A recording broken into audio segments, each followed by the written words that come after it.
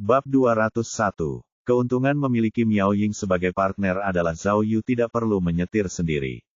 Miao Ying juga akan membahas kasus tersebut dengan Zhao Yu saat mereka menyetir, yang membuatnya lebih menarik dibandingkan jika menyelidikinya sendiri. Aku dengar, kata Miao Ying kepada Zhao Yu, bahwa Departemen Orang Hilang telah menemukan beberapa orang yang mirip dengan Liang Sisi. Ya, Zhao Yu mengangguk, tapi tidak ada satupun yang lolos tes DNA. Miao Ying mendesah. Ini seperti mencari jarum dalam tumpukan jerami. Meskipun kita berharap Liang Sisi masih hidup, kemungkinannya sangat kecil. Apakah menurutmu itu mungkin lelucon yang dibuat anak-anak saat itu tetapi menjadi tidak terkendali? Oh, kumohon. Zhao Yu menggelengkan kepalanya. Itu mungkin saja terjadi jika kita berbicara tentang anak-anak zaman sekarang, tetapi anak-anak zaman dulu berpikiran sederhana. Selain itu, apakah menurutmu anak-anak bisa meminta tebusan, bersembunyi di tambang, dan menggunakan dinamit? Itu juga benar. Miao Ying mengangguk dan terus memberitahu Zhao Yu tentang prediksi dan hipotesisnya yang aneh. Zhao Yu tahu bahwa Miao Ying sangat tertarik dengan kasus Mianling. Mereka sedang mengobrol ketika Miao Ying menyinggung Kapten Jin Zhenbang. Saya mendengar dari kepala Biro Liang di cabang Ruyang bahwa dia dulu berada di tim yang sama dengan Kapten Jin. Saya juga mendengar bahwa dia adalah detektif yang bersemangat saat masih muda. Dia memecahkan banyak kasus penting dan menangkap banyak penjahat jahat. Ya, dia benar-benar pria yang luar biasa. Dia juga cukup keras kepala. Zhao Yu menjadi kesal ketika dia memikirkan Kapten Jin. Kepala Biro Liang berkata bahwa Kapten Jin pasti sudah menjadi kepala biro sekarang jika dia bersedia. Miao Ying melanjutkan, sayangnya, dia lebih suka berada di garis depan untuk memecahkan kasus dan menangkap penjahat, dan sama sekali tidak tertarik menjadi kepala biro. Zhao Yu berpikir, Jin memiliki keyakinan yang sama sepertimu. Kau lebih baik direndahkan untuk mendapatkan kasus Mianling. Namun, ia takut akan mengatakannya dengan lantang, jadi ia tetap diam. Temperamen orang tua ini pasti sangat sulit diatur. Miao Ying tampak sangat tertarik pada Kapten Jin dan melanjutkan, dia tidak memberitahu siapapun setelah menjalani operasi nekrosis kepala femoralisnya. Jika kepala Biro Liang tidak menemuinya di rumah sakit, tidak akan ada yang tahu. Zhao Yu berpikir sebentar, tetapi bertanya begitu dia sadar, apa yang kau katakan? Nekrosis kepala femoralis. Lihat, canda Miao Ying, bahkan orang-orang yang berada di bawah tidak tahu tentang ini. Orang tua ini terlalu keras kepala. Tapi jangan khawatir, kudengar dia sudah punya yang baru dan sekarang sudah bisa berjalan. Hei, Zhao Yu, kamu baik-baik saja. Kenapa kamu terlihat seperti sedang mengumpat? Orang tua, tentu saja Zhao Yu mengumpat, bahkan sampai gusinya hampir berdarah. Tidak tahu kalau orang tua ini juga suka menipu. Dunia di luar sana benar-benar jahat, semua orang punya motif tersembunyi. Pikirnya dalam hati. Namun saat Zhao Yu memikirkannya, dia cepat tenang, karena meskipun Kapten Jin telah menipunya, niatnya baik. Mungkin dia khawatir Zhao Yu akan meninggalkan kepolisian karena dia diskors, jadi dia memutuskan untuk berpura-pura. Juga, dia memberiku buku catatan kuning yang berharga itu adalah cara terbesar untuk menunjukkan kepercayaannya padaku, pikir Zhao Yu. Namun Zhao Yu tidak merasa senang mengetahui bahwa dia telah ditipu. Keterampilan mengemudi Miao Ying sama menakjubkannya dengan keterampilan bela dirinya. Mereka tiba di kota Mafang dengan cepat menggunakan Phaeton miliknya. Menurut informasi yang ditemukan Zhang Jingfeng, Han Wenjun telah berkecimpung dalam bidang logam berwarna sejak tahun 90-an. Ia membangun perusahaannya dan menyediakan layanan terpadu mulai dari penambangan, perdagangan, hingga pemrosesan. Bisnisnya cukup stabil. Kantor pusatnya saat ini bahkan berlokasi di ibu kota. Zhao Yu mencoba menelepon sebelum mereka pergi untuk menyelidiki, tetapi tidak ada yang menjawab atau nomornya tidak aktif. Jadi mereka tidak punya pilihan selain datang langsung. Han Wenjun benar-benar kaya. Ia membangun rumah mewah dengan taman di daerah yang lebih baik di kota itu. Tuhan tahu bahwa ketika Zhao Yu dan Miao Ying tiba, mereka hanya sempat melihat cucu tertua Han Wenjun. Cucunya memberitahu mereka bahwa Han Wenjun hampir tidak pernah kembali dan tinggal di ibu kota secara permanen. Mereka harus mencarinya di ibu kota. Zhao Yu menanyakan beberapa hal kepada cucunya tentang masa lalu Han Wenjun, tetapi dia tidak dapat menjawab karena perbedaan usia. Zhao Yu pergi setelah mendapatkan nomor teleponnya dan segera menelepon. Panggilan telepon itu dijawab oleh sekretaris Han Wenjun. Zhao Yu menjelaskan mengapa dia menelepon, dan sekretaris itu membuat janji temu di ibu kota untuk akhir pekan mendatang sebelum dia menutup telepon. Sialan, Zhao Yu kesal. Kenapa kita harus pergi berkunjung? Tidak bisakah dia menjawab telepon saja? Memangnya kenapa kalau kamu kaya? Lihat saja bagaimana aku akan mengerjaimu. Namun, Miao Ying sangat menghargai petunjuk ini dan berkata kepada Zhao Yu, kita tidak boleh kehilangan petunjuk ini. Kita harus bertemu Han Wenjun terlepas dari ketidaknyamanannya. Jika orang ini benar-benar bekerja di terowongan tambang di kota Yinpan saat itu, kita pasti akan mendapatkan lebih banyak petunjuk darinya meskipun dia bukan penculiknya. Zhao Yu dan Miao Ying pergi mengunjungi orang lain dalam daftar itu tepat setelah mereka meninggalkan rumah Han Wenjun. Dia juga seorang pria tua lain yang tinggal di Mafang Zhen, berusia sekitar 80 tahun. Orang ini pernah bekerja di terowongan tambang di kota Yinpan, dan juga cukup kaya. Kali ini sangat mudah. Mereka menemukan pria itu, dan dia cukup energi dan ramah meskipun dia memiliki beberapa kesulitan dengan kakinya. Mereka mengetahui bahwa dia pernah menjadi akuntan untuk bisnis pertambangan. Dia belum pernah ke daerah pertambangan meskipun dia bekerja untuk Cheng Sanli. Namun, dia memberitahu mereka bahwa dia mengenal Han Wenjun, dan bahwa Wenjun berada di tim prospeksi tambang.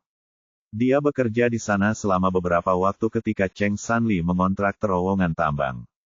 Dia juga menyebutkan bahwa Han Wenjun adalah siswa terbaik dan juga sangat berpengetahuan. Han Wenjun bahkan lebih cakap sekarang, menjadi bos dan sangat kaya. Zhao Yu bertanya kepadanya tanpa ragu apakah Han Wenjun tahu apapun tentang dinamit. Ingatan lelaki tua itu cukup bagus dan dia menjawab bahwa tugas utama tim pencari tambang adalah menghancurkan, jadi wajar saja jika Han Wenjun tahu cara menangani dinamit. Zhao Yu dan Miao Ying sangat gembira saat mendengar itu. Dari apa yang terlihat, Han Wenjun jelas terlihat lebih mencurigakan. Mereka perlu menyelidiki orang ini secara mendetail. Zhao Yu segera menelepon Zhang Jingfeng setelah mereka meninggalkan rumah lelaki tua itu dan menyuruhnya mencari tahu setiap detail tentang Han Wenjun secepat mungkin, termasuk keluarga, anak-anak, dan kariernya, semua hal yang perlu mereka ketahui. Zhang Jingfeng dapat mengetahui bahwa itu adalah sesuatu yang sangat penting ketika mendengar nada bicara Zhao Yu. Dia berjanji untuk menyelesaikan tugas secepatnya. Zhao Yu dan Miao Ying kemudian meninggalkan kota Mafang dan pergi mengunjungi dua orang berikutnya dalam daftar. Setelah berkeliling selama setengah hari, mereka berhasil menyingkirkan dua tersangka yang tersisa. Meskipun kedua tersangka mengenal Cheng Sanli, mereka tidak pernah bekerja untuknya atau pergi ke pertambangan di kota Yinpan. Oleh karena itu, Zhao Yu dan Miao Ying yakin bahwa penyelidikan harus diarahkan pada Han Wenjun. Han Wenjun, Miao Ying mengulang namanya sambil mengemudi, mencoba mencari tahu sesuatu. Tiba-tiba, dia bertanya kepada Zhao Yu, itu tidak masuk akal. Nama ini tidak muncul dalam catatan kami, bagaimana kamu menemukannya? Zhao Yu menjelaskan dengan tenang, apa yang perlu dijelaskan. Aku bertanya dan menyelidiki satu persatu sesuai dengan hubungan Cheng Sanli. Tapi, Miao Ying tercengang, tidak ada seorang pun yang tahu tentang dia meskipun mereka telah menyelidikinya begitu lama. Zhao Yu berkata dengan arogan, mereka tidak dapat menemukannya karena mereka memulai penyelidikan berdasarkan area pertambangan, sementara saya memulai penyelidikan berdasarkan individu. Begitu saya menemukan satu orang, saya dapat menemukan dua atau tiga orang lagi. Setelah itu, semuanya tentang mencari mereka dan menanyai mereka satu persatu. Meskipun itu bukan kebohongan, alasan mengapa dia mengambil pendekatan ini adalah karena dia pernah menjadi penagih utang untuk bosnya di kehidupan sebelumnya. Dia telah menggunakan segala macam metode untuk menggali debitur. Dia juga bisa disebut sebagai ahli dalam melacak orang, sampai batas tertentu. Tentu saja, seseorang yang tidak mengakui kekalahan. Miao Ying mengangguk dan berkata, kupikir kau akan mengatakan sesuatu yang konyol, seperti teman-temanmu dari atas membantumu atau semacamnya. Zhao Yu, kurasa ada yang salah denganmu hari ini. Kenapa kau tiba-tiba begitu jujur? Duh, Zhao Yu berpikir, aku akan dipindah tugaskan jika aku berbohong lagi. Merujuk pada pengalaman masa lalu Miao Ying. Namun, jelas dia tidak bisa mengatakan itu, jadi dia menggoda, Nona, apa yang Anda inginkan? Anda membencinya saat saya menggoda Anda, jadi sekarang saya berbicara jujur, tetapi Anda tetap tidak menyukainya. Anda terlalu sulit untuk dipuaskan. Hehehe, itu benar sekali. Aku sebenarnya tidak terbiasa dengan sikapmu yang seperti gangster. Sialan, Zhao Yu berpikir dalam hatinya, siapa yang masokis di antara kita? Itu tidak benar. Miao Ying memikirkan sesuatu dan bertanya, Cheng Sanli jelas tidak terkait dengan kasus penculikan itu. Mengapa kamu memilihnya? Teman-temanku dari atas memberitahuku begitu. Zhao Yu menjawab dengan serius. Mereka ingin aku menyelidiki Cheng Sanli. Hei. Zhao Yu melihat Miao Ying menyingsingkan lengan bajunya dan dia mengubah penjelasannya. Para sandera disembunyikan di salah satu terowongan tambang Cheng Sanli, jadi aku pergi dari sana. Aku menduga bahwa penculiknya pasti seseorang yang bekerja untuknya, jadi kupikir Cheng Sanli mungkin bisa membawaku ke penculiknya. Sial, jangan pukul aku saat kau mengemudi. Ini jalan pegunungan yang menyebalkan. Miao Ying telah membuat Zhao Yu yang tak kenal takut itu tertawa terbahak-bahak. Masuk akal sekali. Kamu sangat mengesankan. Miao Ying mengemudi sendirian dan mengangguk pada dirinya sendiri. Setelah berpikir sejenak, dia berbalik dan berkata, Zhao Yu, jika kita menggunakan Cheng Sanli sebagai titik awal, bukankah kita melewatkan sesuatu? Ada satu orang lagi yang bisa kita selidiki. Bab 202. Setelah beberapa hari, Zhao Yu kembali lagi ke penjara Qinan. Kali ini, dia sedang menyelidiki seseorang bernama Cheng Guangming. Cheng Guangming, pria berusia 50 tahun dari kota Mafung, adalah putra Cheng Sanli. Meskipun Cheng Sanli memiliki banyak putra tidak sah, yang ada di hadapan mereka adalah satu-satunya yang asli. Ternyata, orang yang menurut Miao Ying perlu diselidiki adalah orang ini. Karena dia adalah putra Cheng Sanli, dia seharusnya lebih memahami situasi daripada siapapun. Selain itu, pria ini sudah cukup tua 26 tahun yang lalu, jadi dia pasti tahu banyak hal. Percobaan pembunuhan yang gagal, dihukum 30 tahun penjara. Di ruang interogasi, Miao Ying membaca berkas Cheng Guangming sambil bertanya kepada Zhao Yu dengan tidak percaya, bukankah kamu mengatakan dia masuk penjara karena penyerangan dan pemukulan? Tolong, Zhao Yu mengerutkan kening. Aku juga mendengar semuanya dari orang lain. Sungguh ajaib nama itu benar. 30 tahun, itu hukuman yang sangat berat. Miao Ying melihat dokumen-dokumen itu. Dipenjara karena menusuk pengusaha Hao Gang, karena menusuknya berkali-kali dengan pisau, melukainya dengan serius dan menyebabkan limpa dan usus Hao Gang pecah. Astaga, kata Zhao Yu kaget. Itu benar-benar percobaan pembunuhan yang gagal. Jelas dia sedang mengincar nyawanya.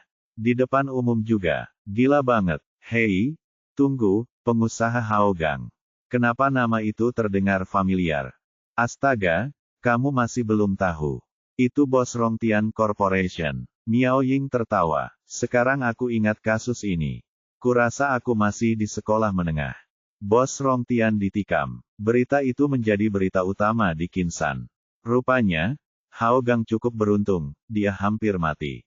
Kurasa 30 tahun tidaklah lama. Oh, Zhao Yu akhirnya ingat. Ternyata, Hao Gang adalah ayah Hao Jiajun.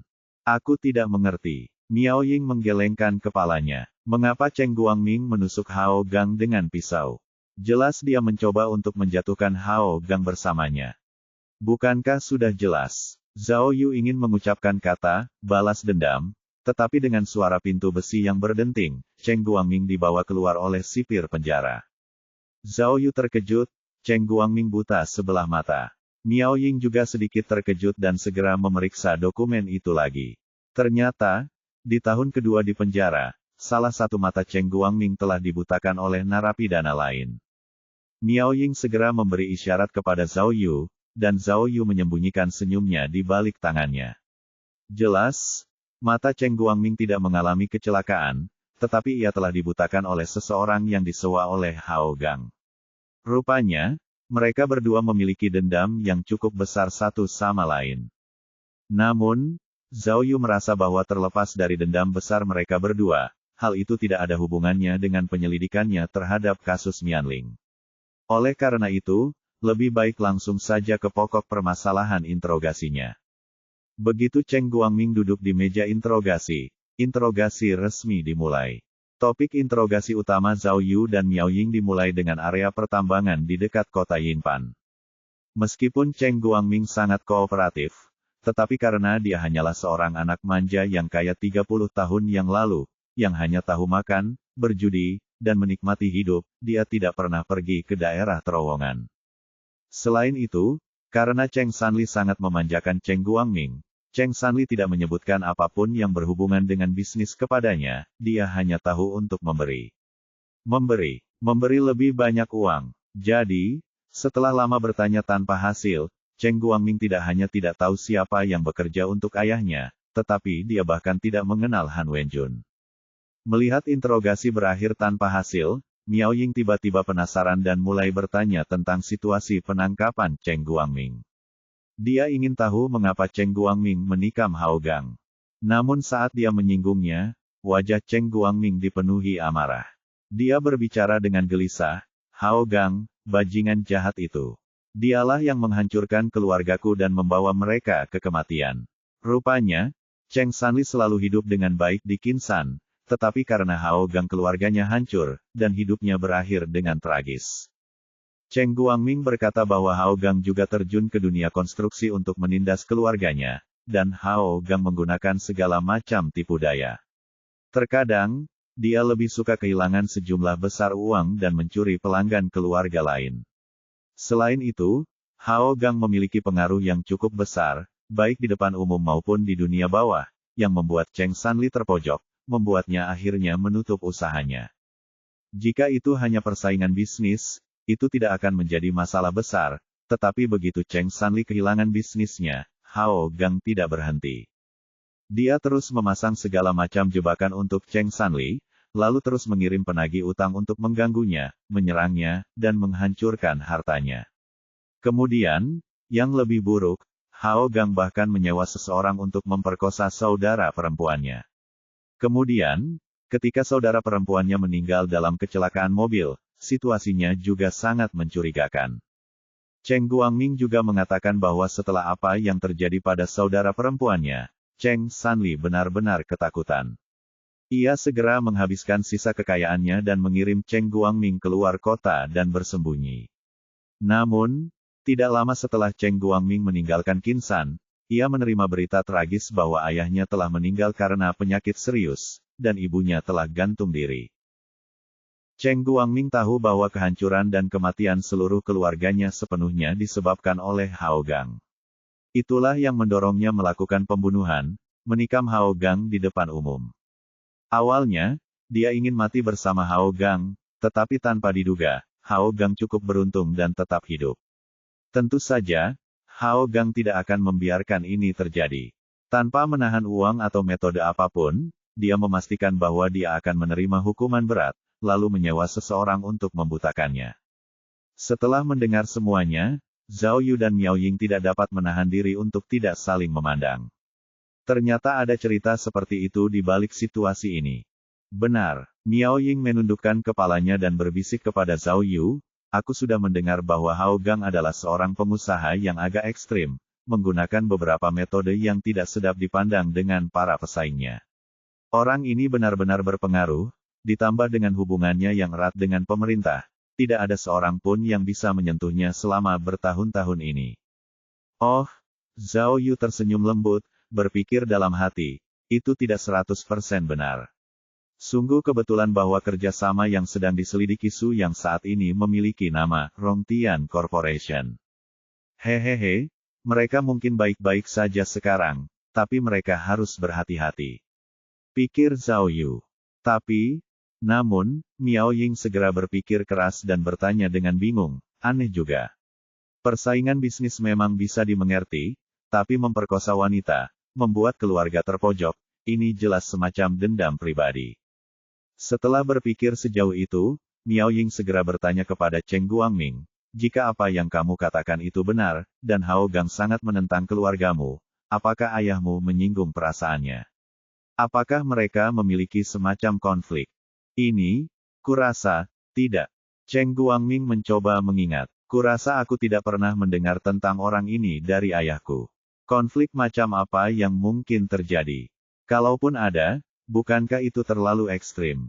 Cek-cek, Miao Ying mendecakkan bibirnya dan menggelengkan kepalanya. Dia berbisik kepada Zhao Yu, benar, tapi kita hanya punya kata-katanya. Tidak ada bukti. Jika Hao Gang benar-benar melakukan kejahatan ini, maka dia seharusnya sudah dikurung sejak lama. Pak Polisi, saya tahu saya tidak punya bukti. Meskipun Cheng Guangming buta, pendengarannya jelas baik-baik saja. Dia berkata dengan nada mendesak, saya dapat menggunakan kisah hidup saya untuk berjanji bahwa semua yang terjadi pada keluarga saya dilakukan oleh Hao Gang. Awalnya, ayah saya punya banyak teman. Bahkan jika bisnis kami gagal, kami tidak akan hancur seperti yang terjadi. Hao Gang jelas-jelas berusaha membawa kami ke kepunahan. Itu cukup sulit. Zhao Yu bahkan tidak mengangkat alisnya. Ayahmu memiliki begitu banyak anak haram. Mereka telah menyebar jauh dan luas. Tidak ada yang perlu dibicarakan tentang kepunahan. Kau, Cheng Guangming marah, tetapi segera mulai memohon. Petugas, kumohon padamu, percayalah padaku. Hao Gang benar-benar bukan orang baik. Dia benar-benar licik, dan dia pasti melakukan banyak hal yang tidak bermoral. Tolong selidiki dia. Orang seperti ini, kau tidak bisa membiarkan mereka pergi begitu saja. Apa, licik? Tiba-tiba, Zhao Yu fokus pada kata ini. Kata itu sepertinya mengingatkannya pada sesuatu.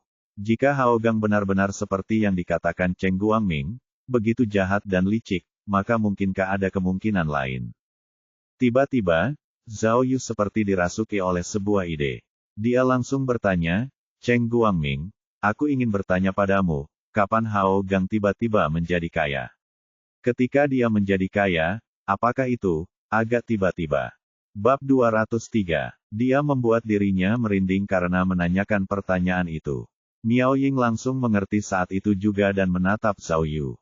Aku tidak tahu. Cheng Guangming berkata lemah, seharusnya sekitar pertengahan tahun 90-an. Tahun 1994 atau 1995 kurasa. Bagaimanapun, itu cukup tiba-tiba. Bajingan itu muncul entah dari mana dan membuka sejumlah perusahaan bahan bangunan dengan satu tujuan, seolah-olah dia bisa melawan keluarga kita. Ayahku berdebat dengannya tetapi aku tidak begitu ingat. Zhao Yu berbalik dan menatap Miao Ying tanpa berkata apa-apa.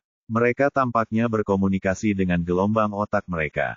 Miao Ying berbalik dan berkata, itu tidak benar. Hao Gang lahir dan dibesarkan di Qinsan, di kota, bukan kota Mafang. Dan, Zhao Yu tidak mengatakan apapun tetapi tenggelam dalam pikirannya. Miao Ying mulai gemetar, jadi dia menutup mulutnya dan menunggu dengan sabar Zhao Yu saat dia mengenakan topi pemikirnya. Setelah hening selama 2 menit, mereka saling bertatapan dan meninggalkan ruang interogasi. Zhao Yu melihat tidak ada seorang pun di sana. Dia berbicara dengan lembut, cukup keras agar Miao Ying dapat mendengarnya. Saya rasa saya butuh Zhang Jingfeng untuk bekerja lembur. Miao Ying mengerti apa yang dipikirkan Zhao Yu dan berkata, jangan khawatir tentang itu, Hao Gang berbeda dari Han Wenjun, dia adalah tokoh publik. Aku bisa mengurusnya. Zhao Yu, menurutku ini cukup mendesak. Kita akan istirahat dari kasus kuping untuk malam ini. Mari kita cari tahu tentang kasus Mianling terlebih dahulu. Keren. Aku juga berpikir begitu. Zhao Yu mengangguk tetapi hatinya sedang marah. Miao Renfeng yang licik ini. Aku akan lihat berapa lama kau bisa berpura-pura, pikirnya. Keduanya kembali ke ruang tahanan dan mengajukan beberapa pertanyaan lagi kepada Cheng Guangming. Mereka meninggalkan penjara Qinan dan pergi ke kantor polisi ketika mereka tidak bisa mendapatkan informasi baru darinya. Mereka kembali ke kantor sekitar pukul 7. Sebagian besar rekan kerja mereka sudah pulang sehingga kantor tampak agak kosong. Zhao Yu masuk ke kantor, mengambil penanya, dan menulis nama Han Wenjun dan Hao Gang di papan tulis. Bagaimana jika Zhao Yu mengetuk kedua nama itu sambil berbicara pada dirinya sendiri? Bagaimana jika kedua orang ini ada hubungannya?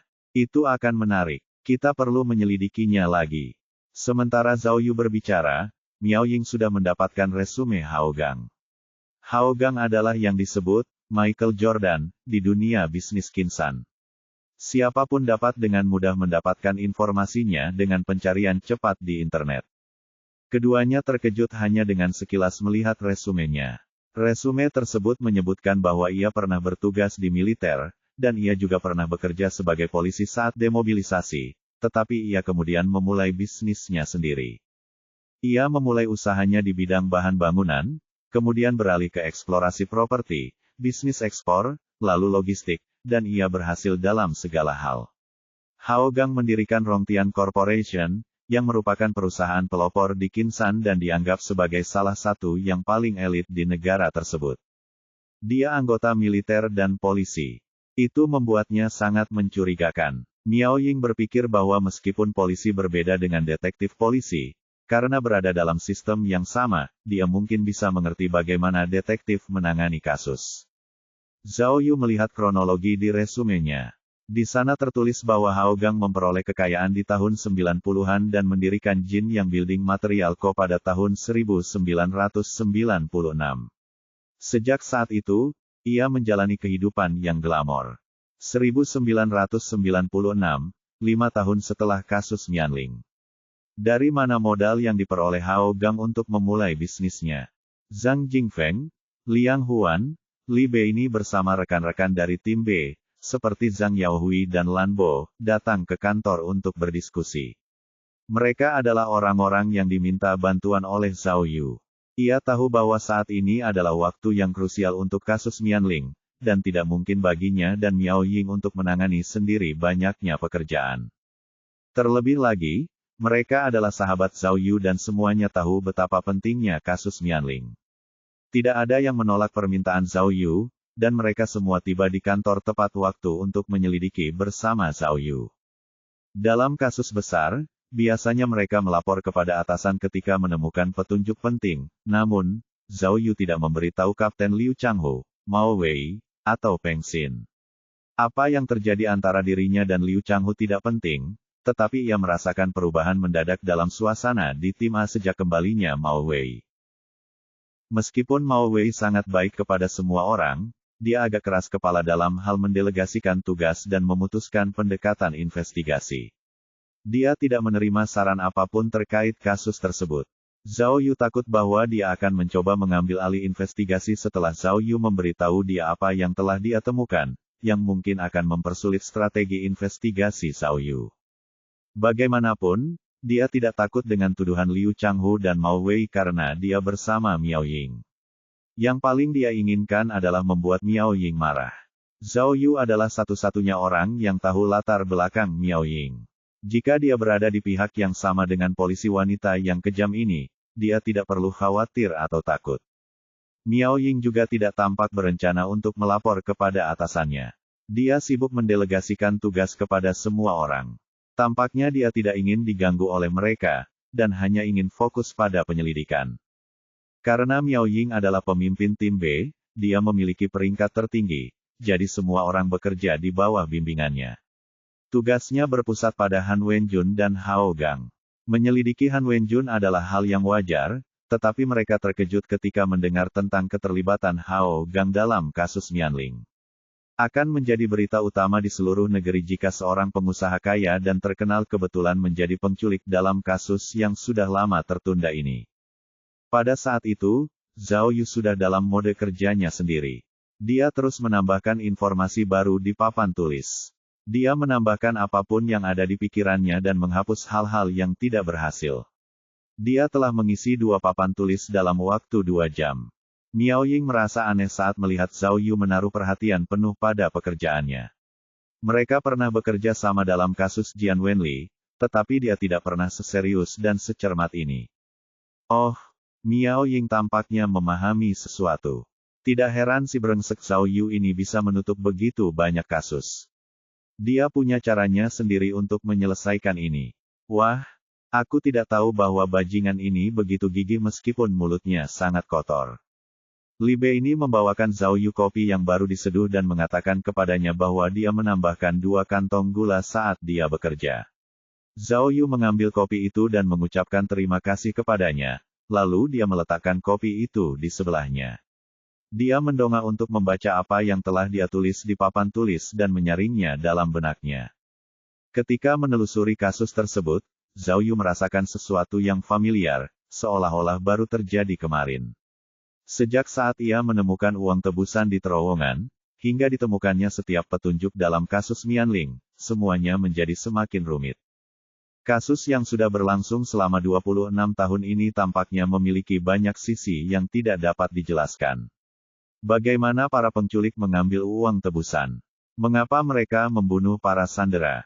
Mengapa mereka membawa serta sopirnya? Mengapa uang tebusan itu ditinggalkan bersama kerangka-kerangka? Dan mengapa tidak ada seorang pun yang menemukan jasad Liang Sisi? Gadis ini, yang berusia 33 tahun, apakah dia hidup atau mati? Tebusan, kerangka, mobil van, sopir, terowongan tambang. Sepertinya tidak ada hubungan logis antara elemen-elemen ini. Apa yang sebenarnya terjadi? Namun, ketika semua hal tentang kasus Mianling tampak begitu rumit, Zhao Yu menyadari kebenaran yang selama ini mereka cari ada di depannya. Kebenaran yang selama ini mereka cari tampaknya tidak serumit itu. Kenapa? Kenapa aku merasa begitu? Apakah aku melewatkan sesuatu? Atau apakah aku memikirkan sesuatu sebelumnya yang benar? Zhao Yu bertanya-tanya. Ya ampun, ya ampun. Li Bei ini tiba-tiba berdiri dari tempat duduknya dan menunjuk ke layarnya saat Zhao Yu sedang merenung dengan frustrasi. Kakak, lihat ini. Hao Gang dan Han Wenjun saling kenal. Bab 204. Mereka dulunya adalah prajurit bersama, mereka adalah kawan. Li Bei ini berbicara dengan penuh semangat. Hao Gang dan Han Wenjun adalah kawan, lalu Yi. Perusahaan. Liang Huan menunjuk ke layar komputer lain. Perusahaan logam Yos milik Han Wenjun dulunya adalah bagian dari perusahaan Rongtian. Perusahaan itu hanya menjadi independen setelah Rongtian Corporation mulai menjual saham. Dengan kata lain, sebelum memperoleh kemerdekaannya, Han Wenjun pernah bekerja untuk Hao Gang. Astaga, Zhang Jingfeng mendesah. Ini keterlaluan. Hao Gang berusia 57 tahun. Han Wenjun berusia 56 tahun. Mereka adalah kawan perang dan rekan kerja. Ini bukan sekadar hubungan biasa. Selain itu, Han Wenjun akrab dengan area pertambangan dan tahu cara menangani bahan peledak, sementara Hao Gang dulunya adalah seorang polisi dan tahu cara kerja polisi. Ini. Tidak. Zhao Yu melambaikan tangannya sebagai tanda penolakan. Kedua orang ini jelas tidak mungkin melakukan sesuatu sebesar kasus penculikan Mianling. Seharusnya ada lebih banyak lagi, Bei ini. Cepat, selidiki semua rekan perang mereka dan lihat apakah ada orang lain yang mencurigakan. Baiklah, Li Bei ini segera mulai menyelidiki. Yu, ketua tim Miao. Li Bei ini baru saja duduk, tetapi Liu mengangkat tangannya. Saya menyelidiki uang investasi Hao Gang. Rupanya itu adalah pinjaman bank, tetapi saya tidak dapat menemukan dokumen apapun. Selain itu, dia juga tidak memenuhi syarat untuk mendapatkan pinjaman. Bahkan jika dia mendapatkannya, dia tidak mungkin mendapatkan pinjaman sebesar itu. Katanya, dan dari jalur yang kurang tepat, saya mempelajari beberapa informasi. Seseorang mengatakan bahwa investasi awal yang didapatkan Hao Gang bisa jadi merupakan pinjaman riba. Pinjaman riba. Zhao Yu tiba-tiba teringat Cheng Sanli. Di puncak kesuksesan bisnis Cheng Sanli, ia pernah terlibat dengan pinjaman riba. Mungkinkah pinjaman Hao Gang berasal dari Cheng Sanli? Dan dendam di antara keduanya terjadi karena itu. Setelah berpikir sejauh itu, Zhao Yu segera bertanya, cepat dan selidiki. Cari tahu mengapa Hao Gang dan Cheng Sanli memiliki dendam yang begitu dalam satu sama lain. Namun, tepat saat Zhao Yu berbicara, Miao Ying berbicara pada saat yang sama. Cepat, pergi selidiki. Dendam macam apa yang dimiliki Hao Gang dan Cheng Sanli satu sama lain? Kata-kata keduanya diucapkan dengan kecepatan, nada, dan intonasi yang sama. Liu tertegun sejenak. Butuh beberapa saat sebelum dia bisa mencerna perintah itu. Dia segera mulai mengetik di depan komputer. Zhao Yu menoleh untuk melihat Miao Ying. Miao Ying juga merasa sangat tertarik. Ini juga bukan pertama kalinya. Tampaknya mengenai penyelidikan kasus, keduanya memiliki cara berpikir yang sama, selalu meraih ide yang sama. Aku mengerti. Kekuatan yang sesungguhnya terletak pada jumlah. Tidak lama kemudian Li Bei ini menemukan informasi penting itu. Ada seseorang bernama Gao Yang. Dia juga rekan Hao Gang dan Hao Wenjun, juga seseorang dari Qinsan. Juga, Dewa. Li Bei ini berteriak kaget. Dia dari Mianling. Mendengar berita itu, semua penyidik di sekitar tidak dapat menahan diri untuk tidak berdiri. Tak lama kemudian, foto dan informasi Gao yang ditarik keluar oleh Li Bei ini. Informasi itu menunjukkan bahwa ia memang dari Mianling. Setelah kembali dari menjadi tentara, ia belum memiliki pekerjaan yang layak. Meskipun ia saat ini berusia 56 tahun, ia masih belum memiliki catatan pekerjaan atau keluarga. Melihat ini, Zhang Jingfeng segera pergi ke komputer Li Bei ini dan berbicara dengan percaya diri. Beri aku waktu 3 menit. Namun, bahkan sebelum 3 menit berlalu, Zhang Jingfeng sudah berbicara sambil mengetik di keyboard. Gao yang belum menikah, tidak ada catatan. Orang ini hanya punya satu catatan rawat inap. Oh, tidak mungkin. Meskipun hanya sekali, dia masih di sana, juga di rumah sakit jiwa. Apa? Rumah sakit jiwa? Semua orang tercengang. Ya, gila? Zhang Jingfeng membaca dengan suara keras. Dia sudah berada di sana selama 7 tahun. Lihat saja situasi keluarganya, tidak punya orang tua, dia anak laki-laki satu-satunya, tidak menikah, tidak punya anak perempuan atau laki-laki. Ya Tuhan, dia benar-benar dilupakan. Bukan dia, bisik Liang Huan kepada penyidik di sampingnya sambil menggelengkan kepalanya. Jika dia benar-benar penculiknya, dia pasti kaya. Bagaimana mungkin dia tidak menikah? Bagaimana mungkin dia bisa gila? Ini tidak benar. Tunggu, ada tanda tangan di daftar diagnosis. Gao yang punya sepupu. Coba kita lihat. Zhang Jingfeng mengetik dan segera menemukan informasinya. Sepupunya bernama Gao Qian, juga dari Mianling. Nomor teleponnya adalah. Zhang Yaohui segera menuliskan nomor tersebut dan segera menelepon untuk menyelidiki. Oh, Zhao Yu, yang hampir menghafal catatan kasus, tiba-tiba teringat sesuatu. Dia segera berjalan ke salah satu papan tulis dan menunjuk sebuah nama. Gao Qian, bukankah ini dia? Miao Ying tercengang dan segera berlari untuk menyelidiki. Memang, nama Gao Qian tertulis di papan tulis. Jika diperhatikan dengan saksama, orang bisa tahu bahwa Gao Qian adalah ibu Liu Hongxiang. Liu Hongxiang adalah salah satu korban kasus Mianling. Tahun itu, Liu Hongxiang baru berusia 10 tahun. Oh, kata Miao Ying. Ternyata, Gao yang adalah paman Liu Hongxiang. Ini, tidak seorang pun bisa mengerti apakah ini kebetulan atau ada semacam hubungan tersembunyi. Apa yang kau katakan? Bagaimana mungkin? Kali ini, seruan keras Zhang Yaohui yang membuyarkan pikiran semua orang. Begitu menutup telepon, Zhang Yaohui menggelengkan kepalanya kepada semua orang. Gao Qian mengatakan bahwa Gao yang meninggal 6 tahun lalu. Serangan jantung di rumah sakit jiwa. Mati? Tidak mungkin. Zhang Jingfeng menunjuk ke layar komputer. Tidak ada catatan kematiannya. Bagaimana mungkin? Tenanglah. Miao Ying memang seorang pemimpin tim polisi. Dia segera berbicara untuk menenangkan kerumunan. Jangan terburu-buru. Selangkah demi selangkah. Rumah sakit jiwa tidak memiliki catatan kematiannya. Namun Gao Qian mengatakan Gao yang sudah meninggal. Pasti ada semacam masalah di sini. Gao Qian sudah mengatakannya. Zhang Yaohui segera menambahkan. Keluarga Gao yang berasal dari Mianling, tetapi keluarga mereka selalu berkecimpung dalam bisnis pengobatan. Sebagian besar waktu mereka tinggal di dekat Kabupaten Maling karena Maling dekat dengan pegunungan, sehingga mereka dapat memetik tanaman obat yang mereka butuhkan. Astaga, Zhang Yaohui baru saja selesai berbicara ketika Zhao Yu berteriak.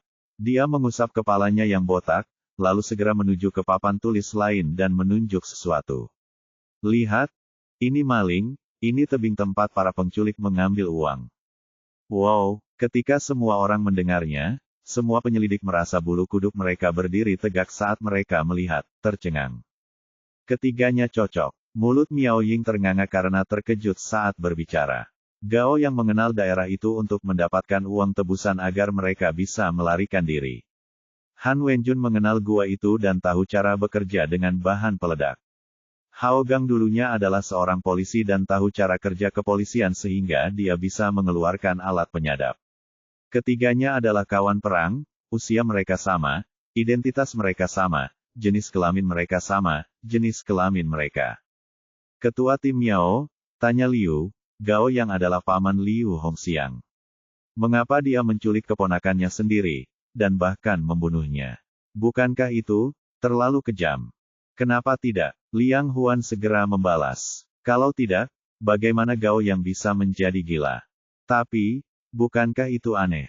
Liang tidak setuju. Ketiga orang ini berani melakukan hal gila seperti itu, dan berani tinggal di Qinsan. Tentu saja, Zhang Jingfeng melanjutkan, akan lebih mencurigakan jika mereka melarikan diri. Meskipun semua orang mengangguk setuju, mereka masih dalam keadaan bingung. Jika kau bertanya padaku, biarkan kebenaran berbicara sendiri. Perintah Miao Ying, Zhang Yaohui, pergilah ke rumah sakit jiwa dan cari tahu situasi Gao Yang, dan lihat apa yang terjadi padanya, oke? Ingat, tanyakan pada dokter, dan dapatkan detailnya. Baiklah, Zhang Yaohui segera menurut. Liang, Miao Ying menoleh ke Liang. Silakan pergi ke rumah Gao Qian dan cari informasi yang benar. Jangan abaikan detail apapun. Mengerti. Liang segera membereskan dokumen-dokumennya, bersiap untuk pergi. Zhang, Beini, melihat Miao Ying menyelesaikan perintahnya, Zhao Yu juga menambahkan satu perintah untuknya. Tolong, cari tahu hubungan ketiganya dan lihat apakah mereka adalah saudara angkat. Juga, cari tahu konflik antara mereka dan Cheng Sanli. Baiklah, keduanya setuju, dan segera mulai bekerja. Karena perubahan arah kasus yang tiba-tiba, suasana di dalam kantor menjadi sangat mencemaskan. Zhao Yu menoleh dan melihat kopi yang disiapkan Li Beini untuknya. Saat dia menyesapnya, dia menyadari kopinya sudah benar-benar dingin. Dia berjalan menuju ruang istirahat untuk membuat secangkir kopi baru. Dia baru berjalan 2 langkah ketika dia melihat Miao Ying berdiri di pintu masuk, mengangguk padanya. Sepertinya Miao Ying ingin bicara. Bab 205. Ada apa, Kapten Miao? Oh tidak, Ketua Tim Miao, tanya Zhao Yu setelah memasuki dapur. Apa yang bisa saya bantu? Nada suaranya tetap keras kepala seperti sebelumnya, tetapi dia jelas tidak mengejek seperti sebelumnya. Kenapa? Miao Ying mengeluarkan ponselnya dan bertanya, apakah kamu tidak melaporkannya? Tentu. Zhao Yu merentangkan tangannya dan berkata dengan riang, kamu adalah pemimpin tim, aku akan melakukan apa yang kamu katakan. Aku tahu kau akan berkata begitu. Miao Ying menatap tajam ke arah Zhao Yu dan menyimpan ponselnya. Hei, mari kita perjelas. Kaulah yang tidak melapor. Zhao Yu segera mengklarifikasi. Jika atasan marah karenanya, aku tidak akan bertanggung jawab. Miao Ying tampak tidak peduli. Dia tampak menjauh, seolah sedang memikirkan sesuatu. Tepat ketika Zhao Yu berbalik untuk berjalan ke mesin kopi, dia berkata, Zhao Yu, menurutku tidak masalah jika kita melaporkan ini. Yang paling kukhawatirkan adalah meskipun mereka adalah pembunuh dalam kasus Mianling, tidak ada yang bisa kita lakukan. Zhao Yu tidak mempertimbangkan hal itu. Dia mengangguk dan mengeluh, Ketua Tim Miao, Anda pasti sudah merencanakannya. Meskipun mereka bertiga tampak mencurigakan, mereka hanyalah tersangka tidak resmi. Tidak ada bukti. Menurutku, Miao Ying menjelaskan, kalau kita benar-benar ingin menutup kasus lama Qinsan ini, kita tidak bisa bertindak sesuai aturan. Kita harus secara aktif menekan mereka. Kalau begitu mereka mungkin akan menunjukkan jati diri mereka yang sebenarnya. Ya ampun, Zhao Yu menekan tombol pada mesin kopi dan berseru, "Ketua tim Miao, apakah kamu gila? Mengambil tindakan dan menekan mereka. Apa yang membuatmu begitu yakin bahwa mereka adalah para pembunuh dalam kasus Mianling?" "Aku tidak yakin," Miao Yin melanjutkan, "tapi kupikir kita bisa menggunakan metode yang sama seperti yang kita gunakan untuk menghadapi Liu Pengfei, berpura-pura sampai berhasil. Bagaimana kalau kita menemukan sesuatu yang kita cari?" "Sial," Zhao Yu menjawab, "aku tidak kenal Hao Gang, tapi menurutku dia bukan orang yang mudah ditipu seperti Liu Pengfei. Begitu juga dengan Han Wenjun." Zhao Yu meletakkan cangkir kopinya saat mesin mulai menyeduh. "Saya sudah bertemu langsung dengan Hao Gang." Miao Ying menyilangkan tangannya dan berkata dengan gembira, "Dia orang yang sangat berani tetapi berhati-hati." "Anda benar. Mereka punya banyak uang di dunia untuk menyewa pengacara. Jika mereka tidak mengaku, kita tidak bisa berbuat apa-apa. Karena itu, kita harus mengambil inisiatif." "Kau membuatku bingung saat itu." Zhao Yu bingung. "Apa maksudmu dengan memimpin?" "Untuk berpura-pura dan membuat mereka mengakuinya." Miao Ying menghela napas dan mengganti topik pembicaraan. "Zhao Yu, apakah kamu sudah melihat informasinya? Hao Gang belum menikah lagi setelah istrinya meninggal karena sakit meskipun bisnisnya semakin besar dan dia semakin kaya. Semua orang mengatakan bahwa dia setia." "Oh." Zhao Yu memberikan kopi itu kepada Miao Ying dan menggodanya, "Tidak tahu kalau ketua tim Miao juga orang yang suka ikut campur. Tapi dari semua bos kaya yang ku kenal, orang seperti Hao Gang tidak kekurangan wanita. Dia bisa menjadi seorang pria jalang dan tetap mempertahankan reputasinya. Apapun yang baik akan menjadi buruk jika itu datang darimu." Miao Ying mengambil kopi itu dengan santai dan melanjutkan, "Sejauh yang ku tahu, Hao Gang tidak pernah berselingkuh. Beberapa orang bahkan menduga bahwa dia menyukai pria. Tetapi meskipun itu tipuan Hao Gang, alangkah baiknya jika dia bisa menahan diri untuk tidak menikah lagi demi putranya." "Oh, hei." Zhao Yu mendengar sesuatu yang aneh dan bertanya, "Ketua tim Miao, apa yang ingin kamu katakan?" "Hao Gang hanya punya satu putra. Putranya baru berusia 1 tahun saat istrinya meninggal." Miao Ying menghirup kopi itu dan berkata dengan serius, "Putranya sudah berusia 27 tahun ini." Zhao Yu ingin membuat secangkir kopi lagi untuk dirinya sendiri, tetapi dia menyadari sesuatu setelah mendengarkan apa yang dikatakan Miao Ying. Dia segera bertanya, "Sial, ketua tim Miao, apa maksudmu?" "Oh, maksudmu kamu ingin menculik Hao Jiajun." "Set," bisik Miao Ying. "Zhao Yu, apa yang kau bicarakan? Kami polisi. Bagaimana kami bisa melakukan itu? Tapi, Han Wenjun punya cucu." "Kau?" Zhao Yu menelan ludah. Wajahnya menjadi pucat dan dia menatap Miao Ying seolah-olah dia sedang melihat hantu. "Hehe," Miao Ying tertawa histeris. "Aku hanya bercanda. Sejujurnya, aku belum benar-benar memikirkan apa yang harus kulakukan dengan mereka. Kenapa kau tidak membantuku?" "Oh, terima kasih untuk kopinya." Dia berbalik untuk pergi setelah selesai berbicara, meninggalkan Zhao Yu yang kebingungan. Apa yang dilakukan Miao Renfeng ini? Apakah dia gila? Zhao Yu terus berpikir, apakah dia benar-benar ingin memainkan trik penculikan yang tidak bermoral ini? Wanita ini benar-benar lebih kejam dariku. Aku bahkan belum pernah melakukan itu. Tetapi jika kita benar-benar menculik Hao Jiajun, apa konsekuensinya? Jika Hao Gang dan Han Wenjun benar-benar penculik, mereka akan sangat memperhatikan keselamatan anak-anak mereka. Tidak akan semudah itu. Setelah berpikir, Zhao Yu masih merasa bahwa ide-ide ini muncul karena emosi sesaat. Mereka baru bisa mempertimbangkannya setelah mendapatkan informasi yang lebih rinci. Zhao Yu membuat secangkir kopi untuk dirinya sendiri dan kembali bekerja di mejanya. Setelah beberapa saat, Zhang Yaohui menyampaikan beberapa kabar terbaru. Orang yang bertanggung jawab atas rumah sakit jiwa memberitahu dia bahwa Gao yang meninggal setelah dirawat di rumah sakit. Informasi itu diberikan karena rumah sakit tersebut sedang dalam renovasi saat itu. Oleh karena itu, catatan tidak diubah karena Gao yang tidak memiliki keluarga. Zhang Yaohui tidak dapat menemukan Dr. Gao yang karena sudah tengah malam, jadi harus ditunda hingga keesokan harinya. Pada saat yang sama, Xiao Liu berkata bahwa Gao Qian tidak mengenal kerabatnya ini. Mereka dekat saat masih muda. Mereka kehilangan kontak saat orang tua Gao yang meninggal. Satu-satunya hal yang dia yakini adalah bahwa Gao yang pernah mengikuti orang tuanya ke daerah pegunungan di Malin untuk mendapatkan tanaman obat dan herbal saat dia masih muda, jadi dia pasti mengenal daerah pegunungan itu. Lebih jauh, Zhang Jingfeng dan Lei Bei ini mengalami kesulitan dalam mencari kenalan bersama antara Hao Gang dan Cheng Sanli. Semua orang membuat asumsi yang berbeda, seperti kematian Hao Gang terkait dengan Cheng Sanli, tetapi tidak ada bukti. Saat itu sudah tengah malam.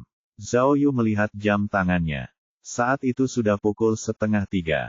Melihat sekeliling, semua rekannya sudah lelah, tidur di meja mereka, bahkan Miao Ying, yang selalu bersemangat. Namun, Zhao Yu tidak mengantuk. Ia masih berpikir di depan papan tulis. Kemunculan Hao Gang dan dua orang lainnya secara tiba-tiba membuatnya tampak seolah-olah mereka telah menemukan sesuatu. Selain itu, tampaknya ada lebih banyak ketidakpastian. Menurut firasatnya, apapun yang terjadi antara Hao Gang, dua orang lainnya, dan Cheng Sanli tampaknya menjadi petunjuk utama dalam kasus Mianling. Namun, bagaimana hubungan mereka? Itu tampak agak samar. Zhao Yu bertanya pada dirinya sendiri berulang kali, siapa pembunuh dalam kasus Mianling? Apakah Hao Gang dan dua orang lainnya? Bagaimana mereka melakukannya dan mengapa? Apakah Gao yang terkait dengan kasus Mianling? Dia terkait dengan salah satu sandera. Mereka adalah paman dan keponakan. Apakah dia cukup kejam untuk melibatkan kerabatnya sendiri? Dan apa yang dikatakan Miao Ying, mustahil bagi mereka untuk mendapatkan bukti langsung saat ini. Jika ketiganya adalah pembunuh yang sebenarnya, apa yang akan membuat mereka mengaku? Sistem keajaiban tiba-tiba berbunyi bip. Sistem memberitahu Zhao Yu bahwa ia memperoleh tingkat penyelesaian 90% dalam petualangannya. Ia memperoleh penglihatan malam tak kasat mata lainnya. Ini adalah ketiga kalinya ia memperolehnya. 2 kali sebelumnya, penglihatan malam tak kasat mata telah digunakan sepenuhnya. 1 kali untuk menangkap Yang Wentao, dan 1 kali lagi untuk menangkap Hou Meng. Ia bertanya-tanya, siapa yang akan ia tangkap kali ini?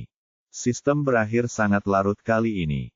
Karena sudah lewat tengah malam, Zhao Yu tidak menunggu lebih lama lagi untuk menghisap sebatang rokok dan mengaktifkan heksagram barunya. Hasilnya membuat Zhao Yu bersemangat lagi. Dia tidak percaya bahwa sistem ajaib memberinya heksagram, Genkan, lagi. Bab 206. Heksagram Genkan, kata sistem itu. Gen untuk gunung dan kan untuk air. Gunung sebelum air, jalan di depan berkelok-kelok, karena kekuatan itu misterius, dan masa depan tidak jelas. Zhao Yu benar-benar ingin tahu, apa arti heksagram ini. Jika dia bisa memahaminya, apakah itu bisa mengarahkannya ke arah yang benar untuk penyelidikannya. Namun, meskipun tidak, itu sudah cukup untuk membuat Zhao Yu sangat bersemangat. Kalau dipikir-pikir lagi, setiap kali heksagram, gen, muncul, itu artinya dia sudah sangat dekat untuk memecahkan kasusnya. Ini berarti usahanya sebelumnya tidak sia-sia, dan arah penyelidikannya hampir pasti benar. Dengan mengingat hal ini, bagaimana mungkin Zhao Yu tidak bersemangat? Mungkinkah Hao Gang, Han Wenjun, dan bahkan Gao Yang, benar-benar terkait dengan kasus Mianling? Dalam kegembiraannya, seluruh rasa kantuk Zhao Yu memudar, dan dia terus berdiri di depan papan tulis sambil merenungkan kasus tersebut. 6 papan tulis, sejumlah besar informasi kasus, dan dengan banyaknya orang yang terlibat, Zhao Yu berfokus sebaik mungkin saat ia menelusuri bukti-bukti, mencoba mengungkap kebenaran yang tersembunyi di balik kabut misteri. Tanpa diduga, begitu dia benar-benar fokus, dia benar-benar memikirkan kemungkinan lain. Dia tiba-tiba teringat kata-kata penculik berpengalaman Jiao Hai. Jiao Hai telah menyebutkan 4 kemungkinan alasan penculikan dan kemudian pembunuhan para korban. Tetapi jika Gao yang benar-benar salah satu penculik, maka situasi kasus Mianling jelas bukan salah satu dari 4 kemungkinan ini karena keponakan Gao yang adalah salah satu target penculikan. Menculik anggota keluarganya sendiri adalah salah satu hal yang paling tidak profesional untuk dilakukan dalam bisnis penculikan. Tidak hanya mudah untuk ditangkap, tetapi juga sama sekali tidak bermoral. Bahkan jika itu yang terjadi, mengapa mereka menjalankan rencana mereka dengan cara seperti itu? Mereka membawa serta pengemudi dan mobilnya, mungkinkah? Tiba-tiba, sebuah pikiran terlintas di benak Zhao Yu. Ia tiba-tiba teringat bahwa kesan pertamanya tentang kasus Mianling adalah bahwa kasus itu sangat tidak profesional. Itulah sebabnya ia mengira bahwa kasus Mianling adalah sebuah kecelakaan. Jika tebakannya benar, maka dapatkah hal itu menjelaskan situasi yang sedang ia coba ungkap? Tidak ada lagi ruang di papan tulis.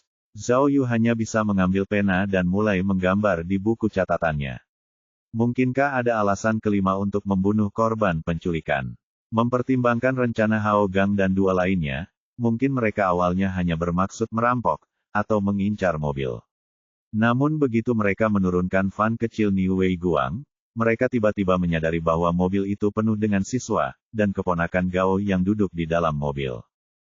Dengan kejadian seperti itu yang terjadi selama perampokan, para penjahat kemudian memutuskan untuk membawa semua orang dan menyembunyikan mereka di suatu tempat. Namun selama proses tersebut, mereka menyadari bahwa semua anak-anak ini adalah anak-anak dari keluarga kaya, dan menyadari bahwa mereka dapat menculik mereka. Itulah sebabnya mereka membutuhkan waktu 3 hari untuk menelepon. Meskipun semuanya berjalan lancar, dan mereka berhasil mendapatkan uang tebusan, karena keponakan Gao yang mengenali Gao Yang, mereka tidak punya pilihan selain membunuh anak-anak itu. Jika korban penculikan dikembalikan, polisi akan segera mengetahui identitas penculiknya, dan uang berapapun tidak akan membantu mereka. Jadi mereka memutuskan untuk mempertaruhkan segalanya dan membunuh semua korban yang terlibat untuk menghilangkan kekhawatiran di masa mendatang. Namun karena rasa bersalah yang dirasakan Hao Gang karena membunuh keponakannya sendiri, dia menjadi gila. Namun Hao Gang dan Han Wenjun yang kejam dan tanpa ampun melanjutkan hidup mereka tanpa rasa khawatir. Wah, setelah mencatat, Zhao Yu tidak dapat menahan diri untuk tidak mendesah. Mungkinkah itu benar? Apakah kasus Mianling adalah kecelakaan? Mungkinkah kasusnya benar-benar sesederhana itu? Dengan pertanyaan-pertanyaan ini dalam benaknya, Zhao Yu terus berpikir berulang-ulang, mencoba menemukan cara untuk membantah teorinya. Namun, bahkan saat matahari terbit, ia masih belum menemukan jawabannya. Miao Ying menepuk kepala botak Zhao Yu, lalu menarik telinganya dan berteriak, "Hei, hei. Detektif utama, sudah waktunya bangun. Kita sudah bekerja sepanjang malam, tapi kau malah tertidur. Dengkuranmu sangat mengagumkan. Kupikir ada semacam alarm." Melihat Miao Ying menarik telinga Zhao Yu, Li Beini dan yang lainnya tercengang. Selama ini, tidak ada yang berani menentang Zhao Yu sedekat itu atau secara pribadi. Zhao Yu terkenal dengan sifat pemarahnya. Siapa yang berani melawan iblis sendiri? Astaga, siapa yang tega? Zhao Yu langsung marah. Ia segera mencengkeram tangan Miao Ying, berniat mematahkan pergelangan tangannya. Namun, begitu menyadari bahwa yang menarik telinganya adalah Miao Ying, ia segera menahan amarahnya. Oh, ini ketua tim Miao. Zhao Yu menepuk lembut tangan Miao Ying yang pucat dan halus, sambil tersenyum lebar. Hehehe, apa yang kamu butuhkan? Melihat ekspresi genit Zhao Yu yang tak tahu malu, semua rekan kerjanya ternganga. Cara mereka memandang Miao Ying mirip dengan cara mereka memandang iblis. Wah, Li Bei ini menjulurkan lidahnya dan mendesah pelan. Apakah ini petugas wanita dari sirkus? Seorang penjinak binatang. Zhao Yu, Miao Ying langsung ke pokok permasalahan. Aku teringat sesuatu. Tuan Tao, yang bertanggung jawab atas lemparan uang tebusan dari tebing, mendengar suara penculik. Bisakah kita memberinya rekaman suara Hao Gang dan Han Wenjun, dan melihat apakah dia mengenali mereka? Itu ide yang bagus. Zhao Yu seperti seorang pelayan terhadap tuannya, dengan lembut meletakkan tangan Miao Ying saat dia berbicara dengan nada hormat. Tapi menurutku kita tidak boleh terlalu berharap. Sudah lama sekali. Apakah dia bisa mengenali suara-suara itu? Lagi pula, bahkan jika dia bisa, kita tidak bisa menggunakannya sebagai bukti. Selain itu, orang yang mengetahui lokasi itu adalah Gao Yang, jadi orang yang berbicara dengan Tuan Tao sebelumnya kemungkinan besar adalah Gao Yang, bukan kedua orang lainnya. Benar, Miao Ying mengangguk. Tapi kita harus tetap mencoba. Lagi pula, kurasa tidak peduli bagaimana kita menyelidiki, kita tidak akan bisa menyentuh Hao Gang dan Han Wenjun. Mereka berdua licik dan berhati-hati. Jika mereka menyadari apa yang terjadi, itu akan membuat penyelidikan kita semakin sulit. Ya, kita perlu menyelidikinya secara rahasia. Zhao Yu setuju. Mungkin kita harus berbicara dengan rekan-rekan mereka di ketentaraan dan melihat seberapa baik hubungan di antara mereka bertiga. Ide bagus. Mata Miao Ying berbinar. Juga, kita bisa mencari tetangga lama mereka, tetangga suka bergosip. Kita tidak hanya bisa mendapatkan informasi, tetapi kita juga tidak akan menarik perhatian. Melihat kerja sama Zhao Yu dan Miao Ying, semua penyelidik lainnya tercengang. Ya Tuhan, bisik Liu kepada Li Bei ini. Mereka berdua benar-benar pasangan yang serasi. Bukankah mereka pasangan yang serasi? Pasangan itu. Li Bei ini memutar matanya. Tidakkah kau lihat kepala botak Zhao Yu? Lihat saja ketua tim Miao. Sepasang. Li Bei ini berbalik dan terus mengetik di keyboardnya sambil mencari informasi. Liu tiba-tiba sedikit bingung, tidak yakin bagaimana dia telah menyinggung perasaannya. Pada saat ini, Zhang Yaohui kembali. Dia telah membeli sarapan untuk semua orang. Semua orang segera berkumpul dan menikmati sarapan lezat itu sambil terus membahas kasus tersebut. Namun sebelum Zhao Yu sempat makan beberapa suap, ponselnya tiba-tiba berbunyi bip. Itu adalah pesan WeChat. Zhao Yu membuka ponselnya, dan di luar dugaannya, ia melihat bahwa itu dari Yao Jia. Yao Jia memberitahu Zhao Yu bahwa ia dan Chang Jie akan menikah di restoran Branya Grand malam itu, dan berharap Zhao Yu bisa datang. Mungkin ia takut Zhao Yu akan menolak, jadi ia mengajukan permintaan lain. Petugas Zhao, saya sangat mencintai petugas yang memiliki rasa keadilan seperti Anda. Saya dan Chang Jie berharap Anda dapat menjadi wali baptis anak-anak kami. Saya sangat berharap Anda dapat hadir. Melihat ini, Zhao Yu tak kuasa menahan diri untuk tidak tersentuh. Memikirkan bahwa Yao Jia begitu mengaguminya. Aku hanya bersikap tangguh di depannya beberapa kali, tetapi dia menganggapku begitu serius, dan bahkan memintaku menjadi ayah baptis. Bukankah Jiang Xiaoxing akan cemburu? Pikirnya. Bagaimana mungkin dia tidak pergi? Zhao Yu segera membalas pesan Yao Jia. Pertama, dia mengucapkan selamat, lalu berjanji akan datang tepat waktu. Sudah lama berlalu, dan cinta Zhao Yu kepada Yao Jia telah benar-benar memudar. Bahkan mendengar tentang pernikahannya, dan kemungkinan memiliki anak, dia masih relatif tidak terpengaruh. Dia hanya berpikir bahwa itu bukan urusannya dan itu cukup normal. Dia berharap dapat menemukan beberapa terobosan besar dalam kasus Mianling sebelum dia menghadiri pernikahan, sehingga tidak ada yang akan mengganggu upacara tersebut. Bunyi bip, bip. Ponselnya segera berdering lagi. Itu adalah balasan cepat dari Yao Jia, yang mengungkapkan rasa terima kasihnya. Namun sebelum Zhao Yu dapat melihat lebih dekat pesan itu, ponselnya tiba-tiba berdering, kali ini dari nomor yang tidak dikenal. Ketika Zhao Yu mengangkat telepon, terdengar suara misterius namun serak dari telepon. Zhao Yu, di gang sebelah selatan kantor polisi, kami membutuhkanmu, cepatlah. Bab 207. Bro, apakah itu perlu? Zhao Yu melihat Su yang mengenakan topeng dan topi. Kamu bisa saja mengirimiku pesan teks daripada berdandan seperti Frankenstein. Su yang tinggi dan gempal. Berpakaian seperti itu dengan bahunya yang lebar tentu saja membuatnya tampak seperti monster. Kau bisa mengenaliku. Su yang melepas topengnya dan memberikan ponsel kepada Zhao Yu.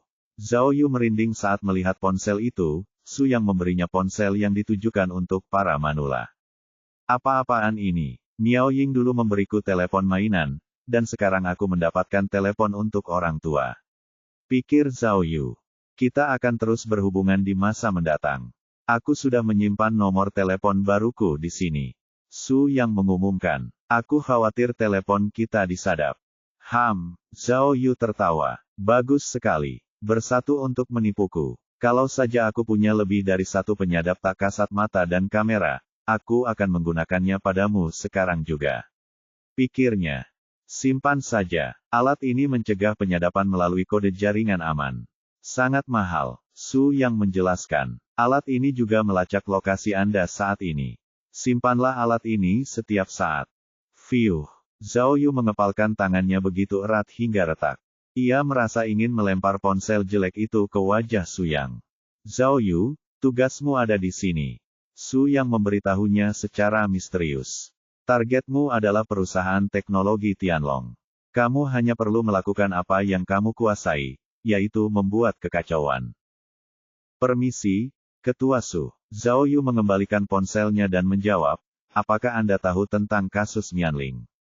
Sekarang ini sangat kritis, saya tidak bisa pergi. Bagaimana kalau kita melakukannya lain waktu? Sial, kau beritahu aku sekarang. Su yang panik. Zhao Yu, apakah kau ingat apa yang kau katakan tentang membenci kejahatan dan menghancurkan kekuatan jahat? Ini saatnya kau bersinar. Sial, Zhao Yu hampir menggigit lidahnya. Kak, jangan bakar aku agar aku bersinar. Apa yang kamu bicarakan? Sudah kubilang, tidak akan ada bahaya. Su Yang menjelaskan, kami menemukan bahwa buku rekening disembunyikan di kantor Tianlong Technology Enterprise. Jika kami bisa mendapatkan buku rekening mereka, kami bisa menangkap petugas yang bekerja sama dengan mereka untuk menguras kantong orang. Hehe, Zhao Yu hanya menjawab, dan kau ingin menangkap mereka atas nama rakyat. Ketua Su, apakah kalian semua belajar trik dari guru yang sama? Mengapa harus aku? Apakah mempermainkanku membuatmu senang? Apa? Su yang bingung. Zhao Yu, apa yang ingin kau katakan? Siapa yang sedang bermain trik? Siapa yang sedang bersenang-senang? Yang perlu kau lakukan adalah membuat masalah dan membuat para penjaga keamanan meninggalkan pos mereka. Kami akan mengurus semua hal teknis lainnya. Berpura-pura saja. Zhao Yu tidak percaya pada siapapun. Apakah aku benar-benar terlihat begitu bodoh? Zhao Yu, ada apa denganmu? Apa yang kau bicarakan? Su yang memasang wajah datar. Apa yang kau inginkan sekarang? Promosi, uang. Apa kau perlu aku menandatangani perjanjian denganmu untuk melakukan ini? Kurasa aku salah orang. Jangan lakukan ini padaku. Zhao Yu melambaikan tangannya. Lebih baik kau ceritakan semuanya padaku. Kau tidak bisa memanfaatkanku sesuka hatimu tanpa memberitahuku tentang situasinya. Apa? Su yang menggaruk kepalanya. Apakah kamu kehilangan ingatanmu? Beberapa hari yang lalu, aku bercerita kepadamu tentang menjadi agen khusus. Aku hanya butuh kamu untuk membuat kekacauan di kantor Tianlong untuk mengalihkan perhatian mereka. Kemudian, kita dapat dengan mudah masuk dan menemukan bukti bahwa pejabat provinsi di perusahaan Rongtian terlibat dalam penyuapan, dan menggulingkan mereka. Jangan-jangan kau, sebelum dia mengucapkan kata, bohong, dia menyadari sesuatu. Dia meraih kerah baju Su Yang dan bertanya, apa yang kau katakan? Perusahaan Rongtian. Apa? Su Yang menggoyangkan tubuhnya untuk keluar. Tianlong Technology berada di bawah Rongtian Corporation. Mereka diam-diam menyembunyikan semua catatan mengenai pembelian para pejabat di sana. Itu disembunyikan dengan baik tetapi kami tetap mengetahuinya. Hehe. Jadi. Baiklah, kenapa omong kosongmu begitu? Zhao Yu segera menutup telepon. Cepat, beritahu aku jam berapa aku harus mulai. Tugasku hanya menyuruh para penjaga keamanan meninggalkan pos mereka, kan? Gampang sekali. Cepat, Kepala Su, katakan sesuatu. Su yang tercengang dan menjawab, Zhao Yu, pasti ada yang salah denganmu. Karena keterbatasan waktu, Zhao Yu tidak kembali ke kantor polisi setelah menemui Su Yang, tetapi bersiap untuk rencananya membuat onar.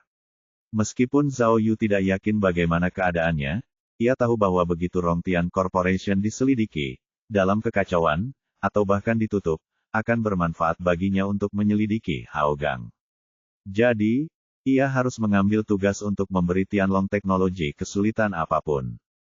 Zhao Yu menelepon Miao Ying sebelum pergi, dan mengatakan kepadanya bahwa ia akan mencari petunjuk baru tentang kasus Mianling. Ia tahu bahwa Liu Changhu akan marah ketika mengetahui bahwa tidak ada yang memberitahunya tentang perkembangan kasus Mianling, jadi Miao Ying harus bertanggung jawab atas hal itu. Ia akan terhindar dari rasa malu dan tanggung jawab jika ia tidak ada di sana. Biarkan mereka bertarung. Semoga Liu Changhu akan memancing amarah Miao Ying dan ibunya akan marah. Kalau begitu, Liu Changhu, semoga berhasil. Hehehehe. Zhao Yu merasa sangat gembira meskipun dia hampir tidak tidur. Zhao Yu mengenakan seragam polisi barunya dan tiba di lobi Tianlong Technology tepat pukul 10 pagi. Ia siap untuk tampil. Zhao Yu tidak meminta bantuan teman-temannya dari kantor polisi karena Zhang Yaohui dan yang lainnya sedang sibuk dengan kasusnya. Ia malah menelepon Zhou Yang dan gengnya. Zhao Yu adalah seorang ahli dalam membuat masalah. Dia mungkin memiliki lebih dari 150 metode. Untuk mendapatkan hasil terbaik, Zhao Yu memutuskan untuk menjalankan beberapa metode bersama-sama untuk kekacauan yang maksimal. Tianlong Technology Enterprise adalah gedung 20 lantai dengan banyak penjaga keamanan. Diperlukan banyak usaha jika Anda ingin mengakali sistem keamanan yang ketat. Zhao Yu memberi isyarat untuk memulai pada waktu yang dijanjikan. Tak lama kemudian, seseorang pingsan di lobi lantai 5. Petugas keamanan di dekatnya segera datang setelah mendapat laporan. Kemudian, perkelahian terjadi di kantor di lantai 3. Kejadian itu juga menarik perhatian banyak petugas keamanan. Ada juga orang gila yang mendorong orang dan berlarian di lantai 10. Dia membuat petugas keamanan mengejarnya. Zhao Yu memberi isyarat kepada Zhou Yang si pirang saat waktunya tiba. Si pirang segera berlari ke lift dan melemparkan tas hitam besar di tengahnya. Seorang wanita yang tampak seperti sekretaris di pintu masuk lift melihat tas itu dan pergi mengambilnya. Zhao Yu segera berlari menghampiri dan menghentikannya. Dia berteriak, "Nona, jangan bergerak. Mungkin ada bom di dalam tas itu." Bab 208. Teriakan tiba-tiba Zhao Yu seperti bom langsung menarik perhatian semua orang. "Kamu adalah?" Wanita yang mirip sekretaris itu menatap Zhao Yu. Meskipun dia melihat seragam polisi Zhao Yu, dia tetap meraih tas hitam itu tanpa peduli. "Jangan bergerak." Teriakan Zhao Yu tidak hanya mengejutkan wanita itu, tetapi semua penonton menggigil. "Percayalah padaku." Zhao Yu menunjuk lencana polisi di seragamnya. "Aku sudah lama mengikuti teroris ini. Ini jelas bukan lelucon." Dia menggunakan teleponnya dan menunjuk tas itu. Telepon itu segera mulai berdering dengan suara sirene. "Ah!" Zhao Yu berteriak kaget terlebih dahulu, lalu segera mundur. Semua orang menjadi semakin takut dan segera mundur. Wanita yang mencoba mengambil tas itu sudah berlari keluar gedung lebih cepat dari yang bisa dilihat siapapun. Melihat keributan di lift, dua orang penjaga keamanan langsung berlari menghampiri. Namun sebelum keduanya sempat mendekat, mereka mendengar Zhao Yu berteriak, "Hei! Kalian berdua ingin mati. Ini bom. Cepat panggil polisi. Keluarkan orang-orang dari sini. Kalian ingin meledak bersama-sama." Zhao Yu hampir membuat kedua penjaga itu pingsan saat itu juga. Kerumunan itu tentu saja mulai panik, dan semua orang segera berlarian. Tak lama kemudian, lebih banyak penjaga datang dari segala arah. Zhao Yu segera mengangkat teleponnya dan mulai berakting. "Halo, apakah ini kantor pusat? Tolong hubungi ahli bom." "Ya, Tianlong Technology Enterprise. Ada tas tak dikenal di sini, diduga berisi bahan peledak berat." "Hei!" Di tengah aksinya, dia tiba-tiba melihat seorang penjaga memanggil polisi. Zhao Yu langsung berteriak, "Oi!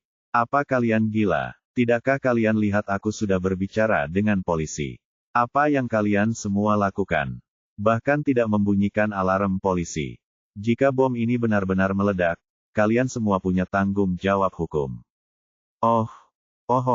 Penjaga itu tercengang dan segera pergi untuk menarik alarm polisi.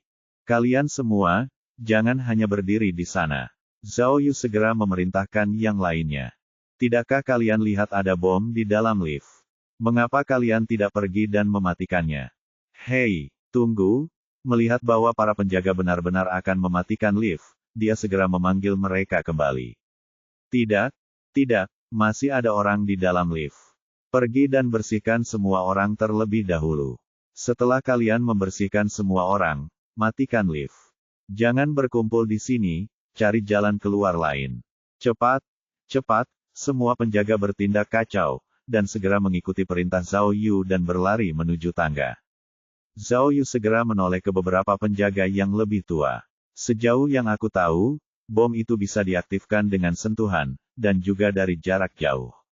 Bangunan ini sangat besar. Jika meledak, maka siapapun di atas harus melompat dan berdoa.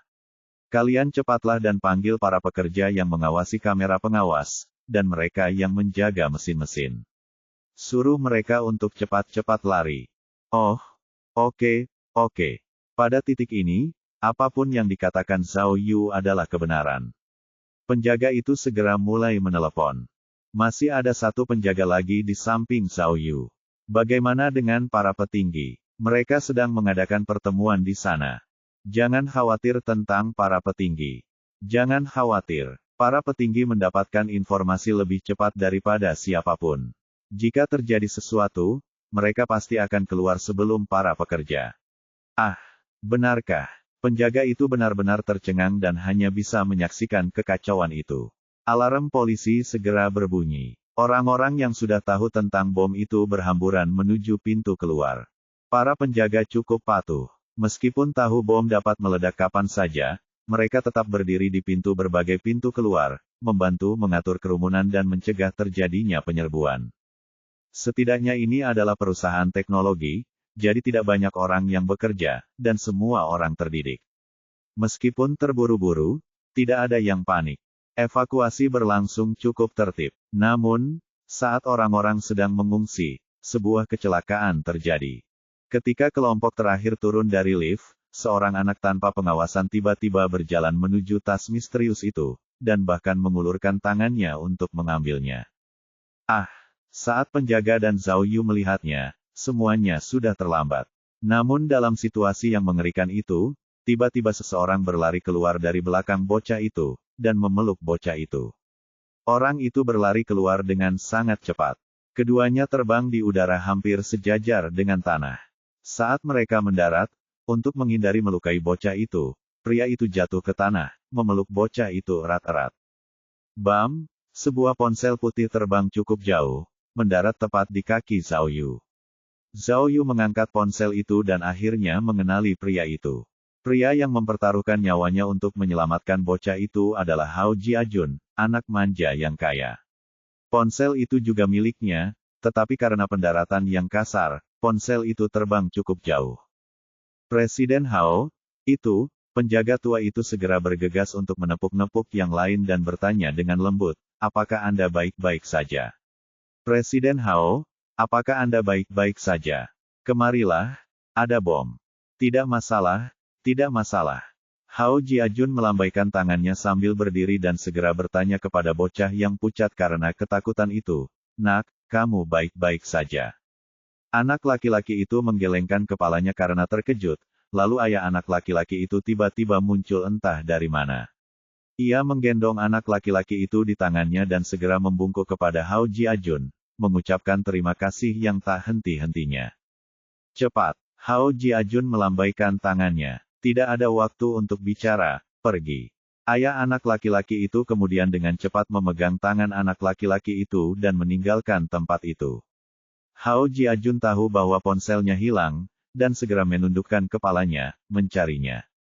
Presiden, Zhao Yu tidak segera mengembalikan telepon, tetapi bertanya-tanya, Presiden, mungkinkah Hao Jiajun adalah Presiden Tianlong Technology Enterprise? Hao Jiajun adalah lagu Hao Gang. Tidak heran perusahaan ini berada di bawah Rongtian Corporation.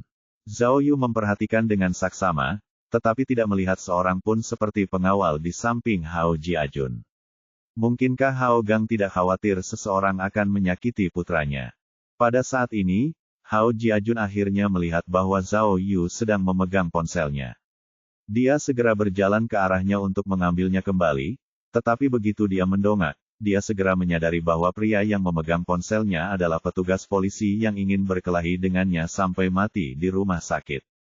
Kamu, ketakutan langsung membanjiri wajah Hao Jiajun. Dia menelan apapun yang akan dia katakan. Namun Zhao Yu mengabaikannya dan membuka ponselnya. Ponsel Hao Jiajun cukup biasa dan tidak tampak seperti merek terkenal, tetapi meskipun mendarat dengan kasar, ponsel itu sama sekali tidak rusak. Rupanya ponsel itu cukup kokoh. Orang bisa tahu bahwa ponsel ini bukan sekadar ponsel biasa. Setelah terjatuh, layar masih menyala. Zhao Yu melihat bahwa latar belakang Hao Jiajun tidak lain adalah perawat cantik Yao Jia. Astaga, Zhao Yu tak kuasa menahan diri untuk mengumpat dan menunjukkan foto Yao Jia kepada Hao Jiajun. Apa kau penguntit? Ini, apa ini? Ah, wajah Hao Jiajun langsung memerah. Itu hanya latar belakang ponsel. Tidak usah, aku tahu itu. Aku bertanya padamu, di mana kau mengambil foto ini? Kenapa Yao Jia? Zhao Yu menanyainya dengan keras. Hei, petugas! Penjaga tua itu tiba-tiba bersemangat, menunjuk ke arah Zhao Yu, ada bom. Tidak bisakah kalian bertempur di tempat lain? Jika meledak, Hao, Presiden Hao. Petugas, wajah Hao Jiajun memerah. Ini dari sebelumnya. Saya tidak sempat mengubahnya. Saya tahu Jia adalah pacar Anda. Saya akan mengubahnya. Apa, pacar? Zhao Yu terdiam sejenak, tetapi tiba-tiba teringat bahwa ketika dia bersikap sok tangguh, dia tanpa malu-malu mengatakan bahwa Yao Jia adalah pacarnya.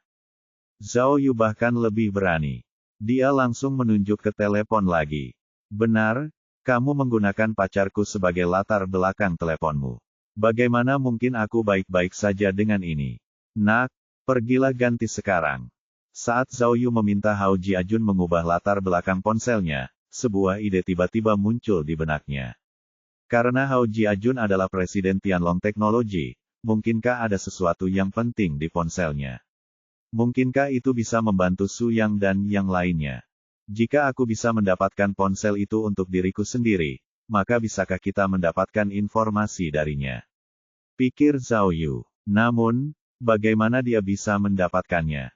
Hei, apa kalian tidak mendengarku? Penjaga itu menjadi gila. Dia berjingkat-jingkat di antara Hao Jiajun dan bom itu, takut bom itu akan mengenai tuan muda itu. Apa kalian tidak sadar ada bom di dalam tas itu? Apa yang kalian lakukan? Membicarakan hal-hal tentang pacar. Tidak, kata Zhao Yu dengan keras kepala. Ini penting untuk harga diriku sebagai seorang pria. Nak, jika kau tidak mengubahnya sekarang, aku akan mati bersamamu hari ini. Baiklah, baiklah. Hao Jiajun seperti binatang yang kalah. Dia segera membuka ponselnya dan memilih foto acak. Aku sudah mengubahnya, oke. Aku juga akan menghapus foto lama, oke. Tidak, Zhao Yu meraih telepon itu. Aku perlu melihat apakah ada foto lain di teleponmu. Tidak ada, hanya itu saja, sungguh. Hao Jiajun segera menjelaskan, tetapi karena takut dengan keganasan Zhao Yu, dia tidak berani mencoba mengambil kembali ponselnya. Oi, apa kau benar-benar tidak masuk akal? Penjaga tua itu sangat marah sekarang. Pria tua itu menghentakkan kakinya dan mengangkat tangannya untuk mencoba mengambil kembali ponsel itu. Namun, saat dia mengulurkan tangannya, Zhao Yu tiba-tiba berteriak dan melompat beberapa kaki ke udara karena terkejut, hampir membuat pria tua itu terkena serangan jantung. Hao Jiajun. Mata Zhao Yu melotot, hampir seperti tersambar petir. Dia segera bergerak maju dan mencengkeram ke arah Hao Jiajun. Tubuhnya gemetar saat dia menunjuk sebuah gambar di telepon. Katakan padaku, apa ini? Hao Jiajun menundukkan kepalanya. Foto itu memperlihatkan seorang wanita cantik. Wanita itu tidak cantik, tetapi cukup cantik. Matanya besar, dan rambutnya keriting, hampir seperti boneka. Yang terpenting adalah di ujung bibir wanita itu, di sisi kanan, ada tahi lalat yang jelas terlihat. Bab 209. Zhao Yu ingin menggunakan alasan ancaman bom untuk melarikan diri dengan ponsel Hao Jiajun. Namun, saat ia melihat foto di ponsel, ia menyadari bahwa itu sebenarnya foto lama. Ia dapat mengetahui bahwa itu bukan foto yang diambil dengan ponsel karena fotonya berwarna kekuningan dan bernoda, dengan pinggiran yang sudah ketinggalan zaman. Ia berasumsi bahwa itu adalah foto hasil pemindaian. Foto itu diambil di Photoshop lama. Wanita itu berambut bergelombang dari tahun 80-an dan memiliki sepasang mata besar, seperti boneka. Zhao Yu meliriknya dan merasa bahwa dia tampak sangat familiar. Dia kemudian melihat tahi lalat di sisi kanan atas bibirnya dan dia tiba-tiba teringat foto Liang Sisi. Ya Tuhan, pada saat itu, bulu kuduknya merinding. Wanita dalam foto ini dan foto hasil lab Liang Sisi tampak sangat mirip. Mungkinkah? Apakah? Zhao Yu merasa seperti tersambar petir. Dia tidak peduli dengan hal lain. Dia meraih Hao Jiajun dan berkata, cepat. Katakan padaku, siapa orang di foto ini? Dari mana foto itu berasal? Jawab aku. Hei, hei, hei. Petugas keamanan senior berdiri di depan Hao Jiajun. Petugas, apa yang Anda bicarakan? Mengapa Anda menahan manajer kami? Dari mana Anda berasal? Kau, diamlah. Zhao Yu menunjuk ke arahnya dan melotot. Petugas keamanan senior itu ketakutan. Zhao Yu menarik Hao Jiajun lebih dekat dan berteriak, Hao Jiajun, kurasa bomnya akan segera meledak. Jika kau tidak mengatakan apapun, kita tidak akan bisa pergi hidup-hidup. Ayo, Hao Jiajun panik, tetapi dia menahan diri, seperti seorang pangeran yang menjaga keanggunannya. Dia menjawab, saya benar-benar tidak mengerti Anda, petugas. Apakah Anda mencoba untuk kehilangan nyawa Anda? Ini ibu saya. Saya bahkan tidak bisa membawa foto ibu saya. Apa, ibumu? Zhao Yu mengerutkan kening. Dia tidak bisa mencernanya. Dia melihat dengan saksama foto di ponselnya. Itu pasti foto lama. Wanita itu mungkin tampak muda, tetapi dia jelas tidak terlihat seperti orang zaman sekarang. Ibu Hao Jiajun. Wanita di foto ini terlihat sangat mirip dengan Liang Sisi. Apakah ibu Hao Jiajun, Liang Sisi? Zhao Yu semakin bingung. Itu tidak mungkin. Jika Liang Sisi masih hidup, dia akan berusia 33 tahun. Hao Jiajun berusia 27 tahun. Jadi jika Liang Sisi adalah ibunya, dia melahirkannya pada usia 6 tahun. Sial, apa-apaan ini? Apa yang sebenarnya terjadi? Ya, alis Hao Jiajun berkerut dan berkata, ini benar-benar ibuku. Petugas, apakah Anda mencoba mengolok-olok saya? Ayo kita pergi dan bicara di luar. Tepat sekali, jawab petugas keamanan senior itu. Tidak, Zhao Yu menggelengkan kepalanya. Menurut informasi, Ibu Hao Jiajun meninggal karena sakit saat dia berusia 1 tahun. Tapi, kenapa? Kenapa ibunya dan Liang Sisi terlihat sangat mirip? Pasti ada alasannya. Zhao Yu segera mengeluarkan ponselnya dan menunjukkan kepada Hao Jiajun foto Liang Sisi. Nah, kata Zhao Yu sambil memegang teleponnya. Lihat, apakah kamu kenal orang ini? Hao Jiajun menoleh untuk melihat tas yang mungkin meledak itu, lalu berbalik kembali untuk melihat ponsel Zhao Yu. Petugas, apa maksud Anda? Hao Jiajun mengerutkan kening. Tentu saja saya tahu siapa dia. Bukankah ini gadis kecil yang hilang dalam kasus penculikan Mianling? Semua berita itu ada di umpan berita WeChat saya. Mengapa Anda menemukan gadis itu? Sial, Zhao Yu menyuruhnya untuk melihat lebih dekat. Lihat lebih dekat. Dia juga punya tahi lalat di atas bibir kanan atasnya. Tidakkah menurutmu dia terlihat sangat familiar? Akrab. Hao Jiajun memperhatikan dengan saksama. Aku belum pernah melihatnya. Apa maksudnya akrab? Oh, menurutmu aku penculiknya? Oh, aku mengerti maksudmu. Hao Jiajun tiba-tiba tersadar dan berkata, dia dan ibuku, tidak mungkin. Pak Polisi, lihat lebih dekat. Lihat. Hao Jiajun menyatukan kedua foto itu, dan bahkan menunjukkannya kepada petugas keamanan senior juga.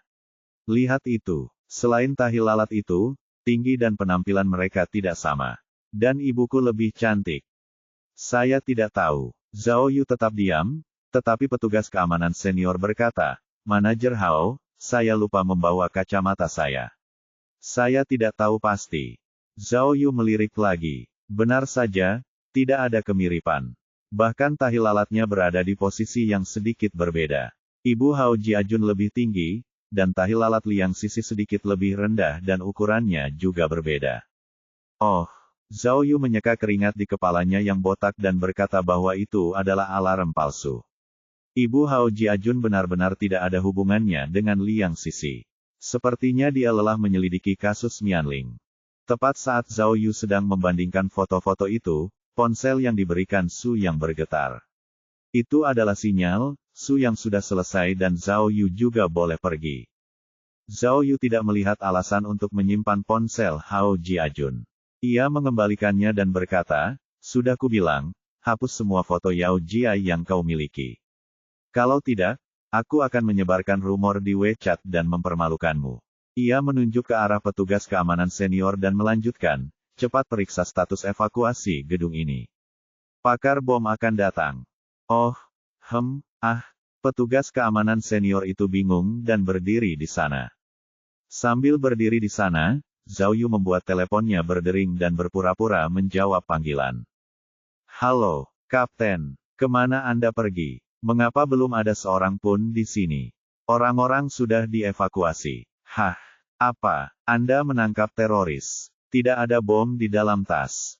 Itu palsu. Apa? Baiklah, saya tahu apa yang harus dilakukan. Setelah berpura-pura mengakhiri panggilan, Zhao Yu menatap Hao Jiajun. Maaf, Manajer Hao, tersangka telah ditangkap.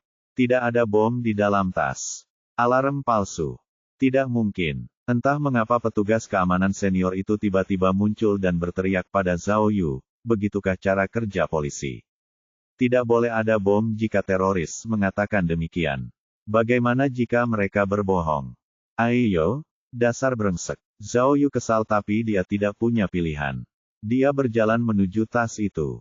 Hei, petugas keamanan senior itu panik dan segera berdiri di depan Hao Jiajun. Jangan gegabah. Zhao Yu membuka tas hitam itu dan membuat wajah terkejut sementara petugas keamanan senior gemetar ketakutan. Penjaga keamanan senior itu segera berbaring dan membuat Hao Jiajun juga berbaring di tanah. Ya Tuhan, Zhao Yu menumpahkan semuanya ke lantai. Lebih dari 10 kantong latiao jatuh. Bab 210. Untuk melengkapi aksinya, Zhao Yu bertindak dengan mengemasi latiao, dan memasukkannya kembali ke dalam mobil polisi. Awalnya, dia ingin meluangkan waktu untuk berbicara dengan Hao Jiajun dan bertanya apakah dia tahu tentang hubungan ayahnya dengan Han Wenjun dan Gao Yang. Karena Hao Jiajun adalah putra Hao Gang, jika mereka bertiga benar-benar dekat, Hao Jiajun mungkin akan tahu sesuatu. Zhao Yu memikirkannya dan memutuskan untuk tidak melakukannya. Karena foto-foto tadi, dia sudah sedikit mengekspos dirinya sendiri. Jika dia mengajukan pertanyaan yang lebih sensitif kepada Hao Jiajun, maka dia mungkin akan menarik perhatian Hao Gang. Jika dia menarik perhatiannya sedini ini, dan Hao Gang menyadari apa yang sedang terjadi, maka penyelidikan pasti akan terpengaruh. Sebaliknya, Zhao Yu hanya mencatat nomor telepon Hao Jiajun dan mengatakan bahwa polisi mungkin akan meneleponnya nanti untuk diinterogasi, lalu ia meninggalkan Tianlong Technology Enterprise dengan tas latiao miliknya. Dalam perjalanan kembali ke kantor polisi, Zhao Yu menyetir sambil memakan latiao, dan Su yang segera meneleponnya. Kepala Departemen Su memberitahu dia bahwa misinya berhasil, dan mereka telah menemukan informasi yang mencurigakan, dan langkah selanjutnya adalah menguraikannya. Su yang bahkan menyebutkan bahwa karya Zhao Yu sangat indah. Dia tidak hanya menunjukkan wajah keadilan, tetapi juga membasmi kejahatan. Apapun hasilnya, Zhao Yu akan mendapat balasan yang setimpal. Setelah menutup telepon, Zhao Yu yang sangat gembira segera menelepon anak pirang itu, Zhou Yang, dan yang lainnya, lalu menggunakan pujian yang didengarnya dari Su Yang untuk memotivasi mereka. Dia memuji mereka atas kecerdikan mereka, berpura-pura bahwa latiao adalah bom. Zhao Yu cukup senang. Beberapa dari mereka juga sangat senang, mengatakan bahwa jika ada misi khusus lainnya, bos dapat menghubungi mereka kapan saja. Saat Zhao Yu kembali ke kantor polisi, para petugas masih bekerja tanpa henti. Karena unit investigasi kasus utama dibagi antara tim A dan B, Miao Ying telah membawa Zhang Yaohui dan yang lainnya kembali ke kantor tim B. Begitu kembali ke kantor tim A, Zhao Yu merasa orang lain menatapnya dengan aneh. Mereka semua menghindari tatapannya, seolah menyembunyikan sesuatu darinya. Terutama ketua tim Mao Wei. Ketika Zhao Yu menyapanya, Mao Wei membuka mulutnya, seolah ingin mengatakan sesuatu, tetapi tampak ragu-ragu, lalu tidak mengatakan apa-apa. Zhao Yu sudah terbiasa dengan cara rekan satu timnya menatapnya, dan memutuskan untuk mengabaikannya saja. Matanya menyapu seluruh kantor, tidak melihat Zhang Jingfeng atau Liang Huan, jadi dia segera berjalan ke meja Li Bei ini. Namun Li Bei ini sama seperti yang lainnya. Melihat Zhao Yu, dia juga tampak ingin mengatakan sesuatu, tetapi tidak jadi. Zhao Yu tidak berbicara, dan hanya membuka ponselnya. Dia menunjukkan foto Ibu Hao Jiajun kepada Li Beini. Beini, lihat foto ini. Bukankah ini mirip Liang Sisi? Li Beini sedikit terkejut dan segera melihat dengan saksama foto itu. Dia menggigit bibirnya. Senior, awalnya memang mirip. Penampilannya, tahi lalatnya, keduanya sangat mirip. Tapi kalau diperhatikan dengan saksama, keduanya berbeda. Ini, sambil berbicara, Li Beini dengan cepat menarik foto Liang Sisi yang sebelumnya dan menunjukkannya kepada Zhao Yu.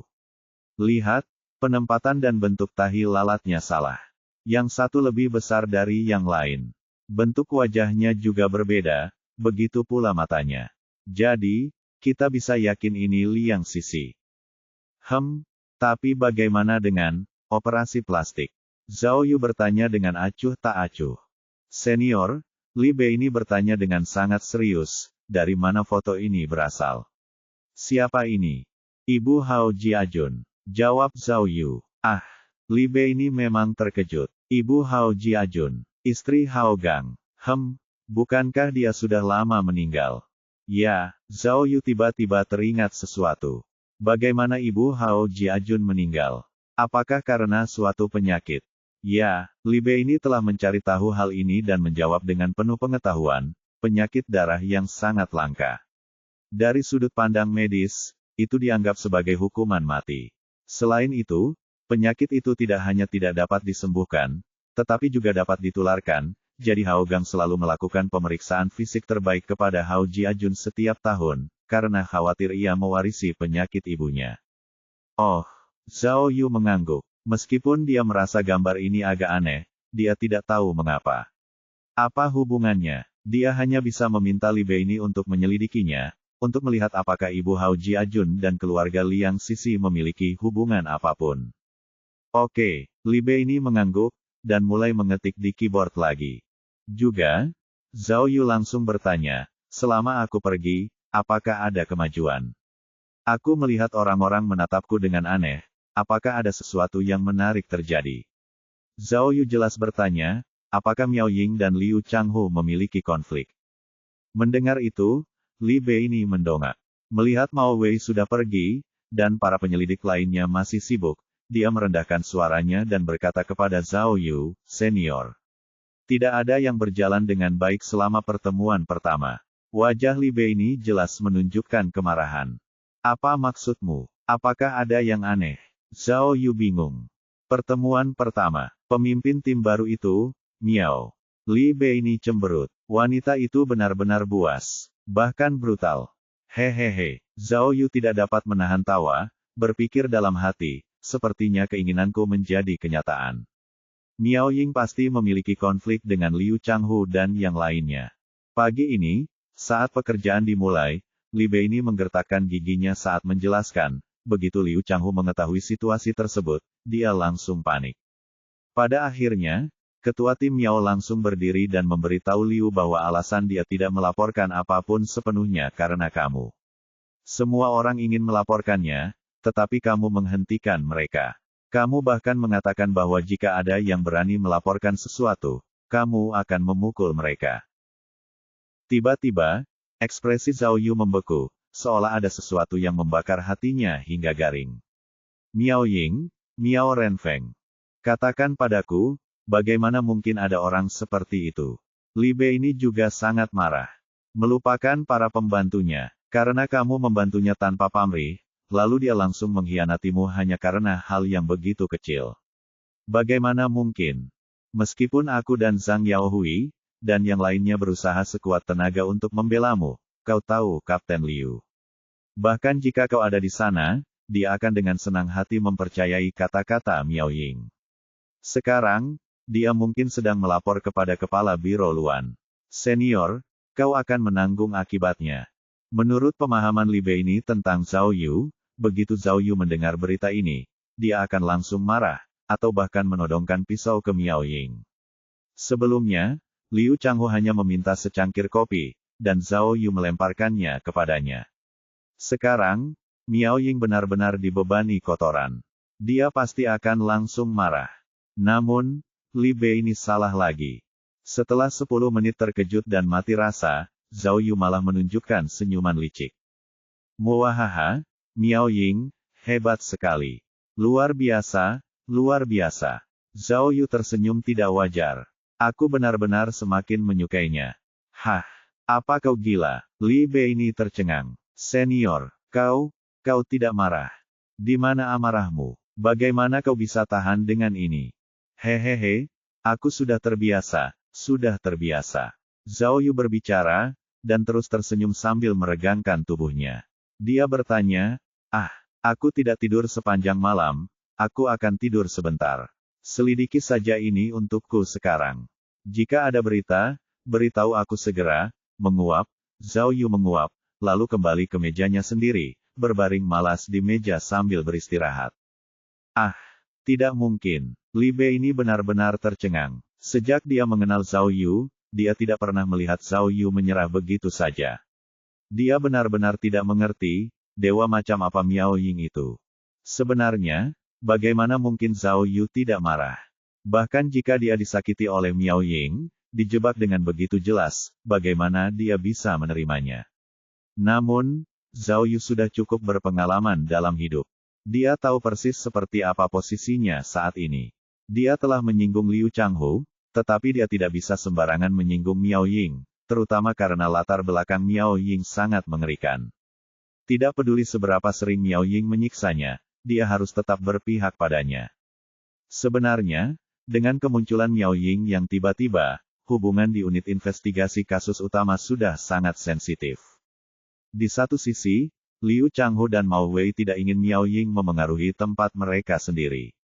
Di sisi lain, mereka juga tidak ingin melihat Miao Ying datang dan langsung berdiri bersama Zhao Yu.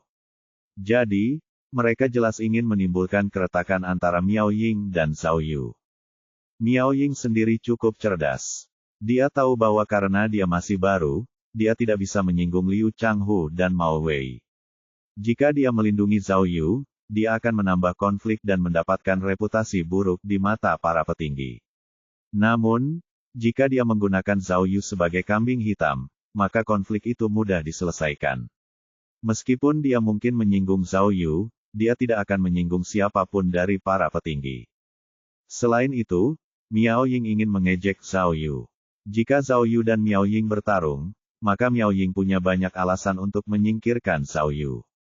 Jika itu terjadi, hanya satu kata dari ibunya dan Zhao Yu akan terkirim jauh, jauh sekali.